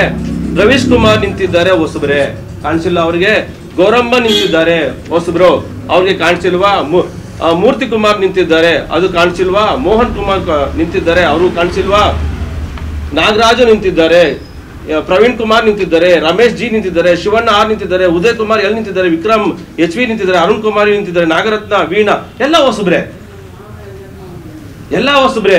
ನಿಮ್ಮ ಟಾರ್ಗೆಟ್ ಏನು, ಪಟಾಪಟ್ ಪ್ರಕಾಶ್. ಯಾಕೆ ಟಾರ್ಗೆಟು, ಯಾಕೆ ಬದಲಾವಣೆ ಕೇಳ್ತಾ ಇದ್ದೀರಾ? ಏನ್ ತಪ್ಪಾಗಿದೆ? ನನ್ನ ಸೇವೆಯನ್ನು ಮಾಡ್ತಾ ಇದ್ದೀನಿ, ನಿಮ್ಮ ಸೇವೆ ಮಾಡಕ್ಕೆ ಇನ್ನೊಂದು ಅವಕಾಶ ಕೊಡಿ, ಇನ್ನೊಂದು ಅವಕಾಶ ಕೊಡಿ ಅಂತ ಕೇಳ್ತಾ ಇದ್ದಾರೆ ಹೊರತು ಬೇರೆ ಇದರ ಉದ್ದೇಶ ಏನೂ ಇಲ್ಲ. ನಮ್ಮ ಸಂಘದಲ್ಲಿ ಇಲ್ಲ ದೊಡ್ಡ ದೊಡ್ಡ ಗಂಟೆಗಳಿದಾವೆ ಅಂತ ಏನು ಇಲ್ಲ. ಅಲ್ಲಿ ನಮ್ಮ ಸಂಘದಲ್ಲಿ ದೊಡ್ಡ ದೊಡ್ಡ ಗಂಟೆಗಳಿಲ್ಲ, ತಿನ್ಬಿಡ್ತಾರೆ ಅನ್ನೋದಕ್ಕೆ ಅಲ್ಲಿ ಏನೂ ಇಲ್ಲ. ಯಾವುದೇ ಒಂದು ಕಾರ್ಯಕ್ರಮ ನಡೆದ್ರೆ ಅಧ್ಯಕ್ಷರು, ಸೆಕ್ರೆಟರಿಗಳು, ಪದಾಧಿಕಾರಿಗಳ ಕೈಯಿಂದ ಆಗ್ಬೇಕು ಅಂತ ಪರಿಸ್ಥಿತಿ ಇರುವಂತದ್ದು. ಸ್ನೇಹಿತರೆ, ಮೊದಲು ನಮ್ಮ ಆನೇಕಲ್ ಅಡ್ವೊಕೇಟ್ ಅಸೋಸಿಯೇಷನ್ ಕೆಳಗಡೆ ಏನೀಗ 4th ಅಷ್ಟಲ್ಲಿ ನಡೀತಾ ಇತ್ತು, ಅಲ್ಲಿ ಒಂದು ಪಕ್ಕದಲ್ಲಿ ಒಂದು ಏನು ಆಫೀಸ್ ಇದೆಯೋ 4th ಅಷ್ಟಲ್ಲಿ ಆಫೀಸು ಅಷ್ಟೇ ಇದ್ದಿದ್ದು. ನಮ್ಮ ಕಟ್ಟಡ ಆನೇಕಲ್ ವಕೀಲರ ಸಂಘ ಇದ್ದಿದ್ದು ಇಷ್ಟು. ಅದನ್ನ ಇವರ ಒಂದು ನೇತೃತ್ವದ ಒಂದು ತಂಡ ಮೇಲ್ಗಡೆ 2006 ಇಸ್ವಿ ಆದ್ಮೇಲೆ ಅಲ್ಲಿ ನೂತನ ಕಟ್ಟಡ ಕಟ್ಟಿಸಿದ್ರು. ಅನೇಕ ದಾನಿಗಳು ನಾವೇ ಕಟ್ಕೊಂತೀವಿ, ನಮ್ಗೆ ಪರ್ಮಿಷನ್ ಕೊಡಿ ಅಂತ ಹೋರಾಟ ಮಾಡ್ಕೊಂಡ್ಬಂದು ಪರ್ಮಿಷನ್ ತಂದ್ರು. ಯಾರು ತರ್ತಾರೆ? ನಾವೇ ಕಟ್ಕೊಂತೀವಿ, ನೀವು ಸರ್ಕಾರ ಕಟ್ಟಬೇಡಿ, ನಾವೇ ಕಟ್ಕೊಂತೀವಿ ಅಂತ ತಂದ್ರು. ನಮ್ಮ ಸುಮಾರು ದಾನಿಗಳಿಂದ ಆ ಒಂದು ಕಟ್ಟಡನ ಕಟ್ಟಿದ್ರು. ಈಗ ಸುಚಿತವಾದಂತಹ ಒಂದು ವಕೀಲ ಸಂಘ ಆಗಿದೆ. ಕ್ಯಾಂಟೀನ್ ಕಟ್ಟಿಸಿದ್ರು ಇವರ ತಂಡ ಮತ್ತು ಇವರ RR ತಂಡ ಅವರ ನೇತೃತ್ವದಲ್ಲಿ. ಯಾರು ಇದುವರೆಗೂ ಯಾಕೆ ಮಾಡಿಲ್ಲ? 1979ರಿಂದ ಮಾಡಿದಾಗ ಕ್ಯಾಂಟೀನ್ ಯಾಕೆ ಓಪನ್ ಮಾಡಿಸಿಲ್ಲ? ಸೊಸೈಟಿ ಒಂದು ಸ್ಟಾಂಪ್ ಸರ್, ವಕಾಲತ್ ಹಾಕ್ಬೇಕಾದ್ರೆ ಸ್ಟಾಂಪ್ ಬೇಕು, ನಿಮ್ಗೆ ಗೊತ್ತಿದೆ. ವಕಾಲತ್ ಹಾಕ್ಬೇಕಾದ್ರೆ ಸ್ಟಾಂಪ್ ಬೇಕು, ಅಪ್ಲಿಕೇಶನ್ ಹಾಕ್ಬೇಕಾದ್ರೆ ಸ್ಟಾಂಪ್ ಬೇಕು, ಏನ್ ಪಿಟಿಷನ್ ಹಾಕ್ಬೇಕಾದ್ರೂ ಸ್ಟಾಂಪ್ ಬೇಕು. 1,000 ರೂಪಾಯಿ ಸ್ಟಾಂಪ್ ನಾವು ಓಡೋಗಿ ಬೆಂಗಳೂರು ತಂದು ಇಟ್ಕೊಬೇಕಾಗಿತ್ತು ನಾವು ಪ್ಯಾಕೆಟ್ ಅಲ್ಲಿ. ಒಂದ್ ದಿವಸ ಹೋದ್ರೆ ಸ್ಟಾಂಪ್ ಖಾಲಿ ಆಗ್ಬಿಟ್ರೆ ಯಾರು ಸ್ಟಾಂಪ್ ಇಲ್ಲ, ಓಡ್ಬೇಕಾಗಿತ್ತು. ನಾವು ವಕಾಲತ್ ಹಾಕ್ತಾ ಇದ್ದಿಲ್ಲ, ಅಪ್ಲಿಕೇಶನ್ ಹಾಕ್ತಾ ಇದ್ದಿಲ್ಲ, ಖರ್ಚಿಗೆ ತೊಂದರೆ ಆಗ್ತಾ ಇತ್ತು. ಅಂತದನ್ನ ಒಂದು ಕ್ಯಾಲೆಂಡರ್ ಬೇಕಾದ್ರೆ, ಒಂದು ಸ್ಟೇಷನರಿ ಬೇಕಾದ್ರೆ, ಒಂದು ಡೈರಿ ಬೇಕಾದ್ರೆ, ಒಂದು ಯೂನಿಫಾರ್ಮ್ ಬೇಕಾದ್ರೆ, ಒಂದು ವೈಟ್ ಪೇಪರ್ ಬೇಕಾದ್ರೆ, ಪ್ರತಿಯೊಂದಕ್ಕೂ ನಾವು ಬೆಂಗಳೂರಿಗೆ ಓಡಬೇಕಾಯ್ತು. ಅಂತದನ್ನ RR ಮತ್ತು YP ತಂಡದವರು ಅನೇಕ ಆಫೀಸ್ಗಳಲ್ಲಿ ಹೋಗಿ ನಾವು ಆಡು ಭಾಷೆಯಲ್ಲಿ ಹೇಳ್ತೀವಲ್ಲ ಟೇಬಲ್ ಗುದ್ದಿ ಅಂತ, ಆ ರೀತಿ ಟೇಬಲ್ ಗುದ್ದಿ ಒಂದು ಕಾರ್ಯಕ್ರಮವನ್ನ ಮಾಡಿಸ್ಕೊಂಡ್ ಬಂದ್ರು. ಈಗ ಆ ಸೊಸೈಟಿ ಓಪನ್ ಆಗಿದೆ. AC ಕೋರ್ಟಲ್ಲಿ ಎಷ್ಟು ಜನ ಕಾಲ್ ಹೇಳಿದ್ರು, ಇಲ್ಲಿ AC ಕೋರ್ಟ್ ಬೇಡ ಅಂತ ಅರ್ಜಿಗಳು ಕೊಟ್ರು. ಎಷ್ಟು ಜನ ಇದು ಮಾಡಿದ್ರು, ಫೈಲೇ ಎತ್ತಿಟ್ಬಿಟ್ಟಿದ್ರು. ಫೈಲೇ ಮೂವ್ ಆಗಿದೆ ಅಂತಾರೆ, ಫೈಲೇ ಮೂವ್ ಆಗಿರಲ್ಲ. ಅಂತದನ್ನ ಕೆಲಸ ಕಾರ್ಯಗಳು ಬಿಟ್ಟು, ಆಫೀಸ್ ಕೆಲಸ ಬಿಟ್ಟು ಓಡಾಡಿ ಮೆಟ್ಲಿಗಳು ಹತ್ತಿ ಆ ಫೈಲ್ ಎಲ್ಲಿದೆ ಅಂತ ಒಬ್ಬ ಕ್ಲರ್ಕ್ ಹತ್ರ ಹೋಗಿ ಆ ಕ್ಲರ್ಕ್ ಹತ್ರ ಫೈಲ್ ಹಚ್ಚಿದ್ದಾರೆ. ಜಗಳ ಮಾಡಿದ್ದಾರೆ. ಅನೇಕ ರಾಜಕೀಯ ವ್ಯಕ್ತಿಗಳ ಹತ್ರ ಹೋರಾಟ ಮಾಡಿದ್ದಾರೆ. ಕೊನೆಗೂ AC ಕೋರ್ಟಿನಲ್ಲಿ ಸ್ಥಾಪನೆ ಮಾಡಿದ್ರು. ಯಾರು ಮಾಡಿದ್ರು? AC ಕೋರ್ಟ್ ಸ್ಥಾಪನೆ ಮಾಡಿದ ಬದಲಾವಣೆ ಬೇಕಾ? ಕ್ಯಾಂಟೀನ್ ತಂದಿದ್ದಕ್ಕೆ ಬದಲಾವಣೆ ಬೇಕಾ? ಸೊಸೈಟಿ ತಂದಿದ್ದಕ್ಕೆ ಬದಲಾವಣೆ ಬೇಕಾ? ಕುಡಿಯಕ್ಕೆ ನೀರ್ಲಿಲ್ಲ, ಬೋರ್ ಹಾಕ್ಸಿತ್ತಪ್ಪ, ಅದಕ್ಕೆ ಬದಲಾವಣೆ ಬೇಕಾ? ಜಡ್ ಚೇಂಬರ್ಸ್ ಅಲ್ಲಿ ನೀರು ಬರ್ತಾ ಇರಲಿಲ್ಲ ಟಾಯ್ಲೆಟ್ ರೂಮ್ ಅಲ್ಲಿ. ಮುನ್ಸಿಪಾಲಿಟಿ ಹತ್ರ ಮಾತಾಡಿ ಅದು ನೀರು ಬರೋ ತರ ಮಾಡುದು, ಅದಕ್ಕೆ ಬದಲಾವಣೆ ಬೇಕಾ? ನಮ್ಮ ಕೋಟೆಯಲ್ಲಿ ಒಂದು ಕ್ಯಾಂಟೀನ್ ಇಲ್ಲ, ಒಂದು ಪೆಟ್ಟಿ ಅಂಗಡಿ ಇಟ್ಕೊಂಡಿದ್ರು, ಅದನ್ನ ಸ್ವಲ್ಪ ಇಂಪ್ರೂವ್ಮೆಂಟ್ ಮಾಡಿಸಿದ್ರು ಇವರ ಒಂದು ಪೀರಿಯಡ್ ಅಲ್ಲಿ, ಅದಕ್ಕೆ ಬದಲಾವಣೆ ಬೇಕಾ? ಗಾರ್ಡನ್ ಮಾಡಿದ್ರು, ಅದು ಬದಲಾವಣೆ ಬೇಕಾ? ಬೆಂಚ್ಗಳು ಹಾಕ್ಸಿದ್ರು ಕೂತ್ಕೊಳ್ಳೋಕೆ ಸಾರ್ವಜನಿಕರು, ಅದಕ್ಕೆ ಬದಲಾವಣೆ ಬೇಕಾ? ಕಾರ್ಡಲ್ಲಿ ಬೆಂಚ್ಗಳು ಬಂತು. ಹೊಸ ಫಾಸ್ಟ್ ಟ್ರ್ಯಾಕ್ ಕೋರ್ಟ್ ತಂದ್ರು. ನಮ್ಮ ಮರ್ಡರ್ ಕೇಸು ಈ ತರ ಒಂದು ಹೀನಿಯಸ್ ಅಫೆನ್ಸ್ ಇದ್ರೆ ಬೆಂಗಳೂರಿಗೆ ಹೋಗ್ಬೇಕಾಯ್ತು. District court fast track court ತಂದ್ರು. ಫಾಸ್ಟ್ ಟ್ರ್ಯಾಕ್ ಕೋರ್ಟ್ ನ ಡಿಸ್ಟ್ರಿಕ್ಟ್ ಕೋರ್ಟ್ ಆಗಿ ಕನ್ವರ್ಟ್ ಮಾಡಿ 3rd ಡಿಸ್ಟ್ರಿಕ್ಟ್ ಕೋರ್ಟ್ ಅಂತ ಆನೇಕಲ್ ಇದೆ. ಎಕ್ಸೆಪ್ಟ್ ಹೈಕೋರ್ಟ್ ಎಲ್ಲ ಪ್ರತಿಯೊಂದು ಆನೇಕಲ್ ಇದೆ. ಇದಕ್ಕೆಲ್ಲ ಯಾರು ಕಾರಣ? ಸೆಕ್ರೆಟರಿ ಆಗಿದ್ದಾಗ ಮಾಡಿದ್ರು, ಟ್ರೆಜರರ್ ಆಗಿದ್ದಾಗ ಮಾಡಿದ್ರು, ಅಧ್ಯಕ್ಷರಾಗಿದ್ದಾಗ ಬರೀ 11 ತಿಂಗಳಲ್ಲಿ ಏನು ಸಾಧನೆ ಮಾಡಿದ್ರು ಅಂತ ಗೊತ್ತು. 11 ತಿಂಗಳಾದ್ಮೇಲೆ ನಂದು ಮುಗೀತು ಬಿಡಪ್ಪ ಅಂತ ಕೂತ್ಕೊಂಡಿಲ್ಲ. ಕೊರೋನಾ ಟೈಮಲ್ಲಿ ಕೂಡ ಹೋರಾಟ ಮಾಡಿದ್ರು. ಅದಕ್ಕೆ ಬೆಂಬಲ ಮಾಡ್ತಾ ಇದ್ದೀವಿ. ಮುಂದೆ ಇಷ್ಟಕ್ಕೆ ಇಷ್ಟು ಮಾಡಿದವರು ಈಗ 2016-17-18ನೇ ಸಾಲಿನಲ್ಲಿ ಸ್ನೇಹಿತರೆ ಅಧ್ಯಕ್ಷ ಸ್ಥಾನಕ್ಕೆ ನಿಂತಿದ್ರು. ಆಗ ಇನಾನಿಮಸ್ ಆಗಿ ಬೇಡ ಅಂತ ಬಿಟ್ಕೊಟ್ರು. ಇನಾನಿಮಸ್ ಆಗಿ ಬೇಡ ಅಂದ್ರು. ಆವಾಗ SL ಸಂಪತ್ ಕುಮಾರ್ ಅವ್ರನ್ನ ಇನಾನಿಮಸ್ ಆಗಿ ಅಧ್ಯಕ್ಷರು ಮಾಡಿದ್ರು. ಇವರ ಬಿಟ್ಕೊಟ್ರು, ಬದಲಾವಣೆ ಬೇಕು ಅಂತ ಬಿಟ್ಕೊಟ್ರು. ಅದೇ ರೀತಿ ವಕೀಲರ ಸೇವಾಭಿವೃದ್ಧಿ ಸಂಘ ಅಂತ ಒಂದು ಸಂಘ ಬೇರೆ ಇತ್ತು, ವಕೀಲರ ಸಂಘ ಅಂತ ಒಂದು ಬೇರೆ ಇತ್ತು. ನಿಮ್ಗೆ ಗೊತ್ತಿದೆ ಸ್ನೇಹಿತರೆ, ಸುಮಾರು ವರ್ಷಗಳಿಂದ ನಾವು ವಕೀಲ ಸೇವಾಭಿವೃದ್ಧಿ ಸಂಘದಲ್ಲಿ ನಾನಿದ್ದೋನು. ನಮ್ಮ 2 ಸಂಘವನ್ನ ಒಂದು ಮಾಡಿದವರು ಇವರು. ಆ ಒಂದು ಕ್ರೆಡಿಟ್ ಹೋಗ್ಬೇಕು. 2 ಕಿತ್ತಾಡ್ತಾ ಇದ್ವಿ ನಾವು, ನಮ್ಮನ್ನೆಲ್ಲ ಒಂದು ಮಾಡಿದ್ರು. ಅದು ತಪ್ಪ? ಒಂದು ಮಾಡಿದ ತಕ್ಷಣ ಅದೇ ಸೆಕ್ರೆಟರಿ ಸ್ಥಾನಕ್ಕೆ, ವಕೀಲರ ಕ್ಷೇಮಾಭಿವೃದ್ಧಿ ಸಂಘದಲ್ಲಿ ಇದ್ದಂತ ಒಬ್ಬರನ್ನ ಸೆಕ್ರೆಟರಿ ಸ್ಥಾನಕ್ಕೆ ಇನಾನಿಮಸ್ ಆಗಿ ಸೆಲೆಕ್ಟ್ ಮಾಡಿದ್ರು. ಅದೇ ವಕೀಲ ಕ್ಷೇಮಾಭಿವೃದ್ಧಿ ಸಂಘದಲ್ಲಿ ಇದ್ದಂತ ಒಬ್ಬರನ್ನ ಜಾಯಿಂಟ್ ಸೆಕ್ರೆಟರಿ ಮಾಡಿದ್ರು. ಅವ್ರು ಅವತ್ತು ಯಾವ್ದು ಪೋಸ್ಟ್ ತಗೊಂಡಿಲ್ಲ. 3 ವರ್ಷ ಆದ್ಮೇಲೆ ನಂತರ ನಿಂತ್ಕೊಂಡ್ರು ಅವರು ಅಧ್ಯಕ್ಷ ಸ್ಥಾನಕ್ಕೆ. ಅತಿ ಹೆಚ್ಚಿನ ಮತದಿಂದ ವಕೀಲರು ಬೆಂಬಲ ಕೊಟ್ರು. ಆದ್ರೆ ಅನ್ಫಾರ್ಚುನೇಟ್ಲಿ ಕೊರೋನಾ ಟೈಮಲ್ಲಿ ಅವ್ರಿಗೆ ಸಿಕ್ಕಿದೆ 11 ವರ್ಷ. ಆದ್ರೂ ಕೂಡ ಕೊಡಿ 11 ತಿಂಗಳು ಮಾತ್ರ, ನಂತರ ನನಗೆ ಕೊಡಿ ಅಂತ ಅವ್ರು ಕೇಳಿಲ್ಲ, ಬಿಟ್ಕೊಟ್ರು. ಆರ್ ರಮೇಶ್ ಅವರು ಅಧ್ಯಕ್ಷರಾದ್ರು. ಈಗ ಈ ಚುನಾವಣೆಯಲ್ಲಿ ವಕೀಲರ ಸೇವೆ ಮಾಡೋದಕ್ಕೆ ಬಂದಿದ್ದಾರೆ. ಇನ್ನು ಅನೇಕ ಕೆಲಸಗಳಾಗಬೇಕಾಗಿದೆ. ಪೋಸ್ಟ್ ಆಫೀಸ್ ಬರಬೇಕಾಗಿದೆ, ATM ಬರಬೇಕಾಗಿದೆ, ಇತರೆ ಅನೇಕ ಕಾರ್ಯಗಳಾಗಬೇಕಾಗಿದೆ. ಈ ಎಲ್ಲಾ ಕಾರ್ಯಗಳಿಗೆ ವಕೀಲರ ಕ್ಷೇಮಾಭಿವೃದ್ಧಿಗೋಸ್ಕರ ಅವ್ರನ್ನ ಎಲೆಕ್ಟ್ ಮಾಡಬೇಕು. ಮತ್ತೆ ಇಲ್ಲಿ ಏನ್ ನಿಂತವ್ರು ಯಂಗ್ಸ್ಟರ್ಸ್, ಇಲ್ಲಿ ನಿಂತಿರುವಂತ ಮಹಿಳಾ ವಕೀಲರು ಮತ್ತೆ ಈ ಯುವ ವಕೀಲರು ಎಲ್ಲ ಯಂಗ್ಸ್ಟರ್ಸ್, ಇವರು ಕೂಡ ನಮ್ಮ ವಕೀಲರ ಸೇವೆ ಮಾಡಬೇಕು ಅಂತ ಕಾಯ್ತಾ ಇದ್ದಾರೆ. ಇವರೆಲ್ಲಾನು ಈ ಮೂಲಕ ತಮ್ಮಲ್ಲಿ ಪ್ರೆಸ್ ಮುಖಾಂತರ ಕೇಳೋದೇನಂದ್ರೆ ಇಲ್ಲಿ YP ತಂಡವನ್ನ ಗೆಲ್ಸ್ಕೊಡ್ಬೇಕು ಅಂತ ಈ ಮೂಲಕ ನಾನು ತಮ್ಮಲ್ಲಿ ಕೇಳ್ಕೊಂಡು ಅವರನ್ನ ನಾವು ತುಂಬಾ ವರ್ಷ ಎಲೆಕ್ಟ್ ಮಾಡ್ತೀವಿ ಬೆಂಗಳೂರಲ್ಲಿ ಅಸೋಸಿಯೇಷನ್ ಅಲ್ಲಿ. ಯಾಕೆ ಮಾಡಿದ್ವಿ? ಅವ್ರು ಕೆಲಸ ಮಾಡ್ತಾ ಇದ್ರು, ಇಲ್ಲೂ ಇವ್ರು ಕೆಲಸ ಮಾಡ್ತಾರೆ, ಅದಕ್ಕೆ ಇವರಿಗೆ ಎಲೆಕ್ಟ್ ಮಾಡಬೇಕು ಅಂತ ನಾವು ಇವ್ರನ್ನ ಪ್ರಪೋಸ್ ಮಾಡ್ತಾ ಇದ್ವಿ. ಏನಿಲ್ಲ, ಕೆಲಸ ಮಾಡೋದು ಬೇಕು ನಮ್ಗೆ. ಆಟೆ ಹೊಡ್ಕೊಂಡು ಜಮಾ ಮಾಡ್ಕೊಂಡು ವೈಟ್ ಕಲರ್ ಬೇಡ ನಮ್ಗೆ, ಬೇಡ ಅವರು.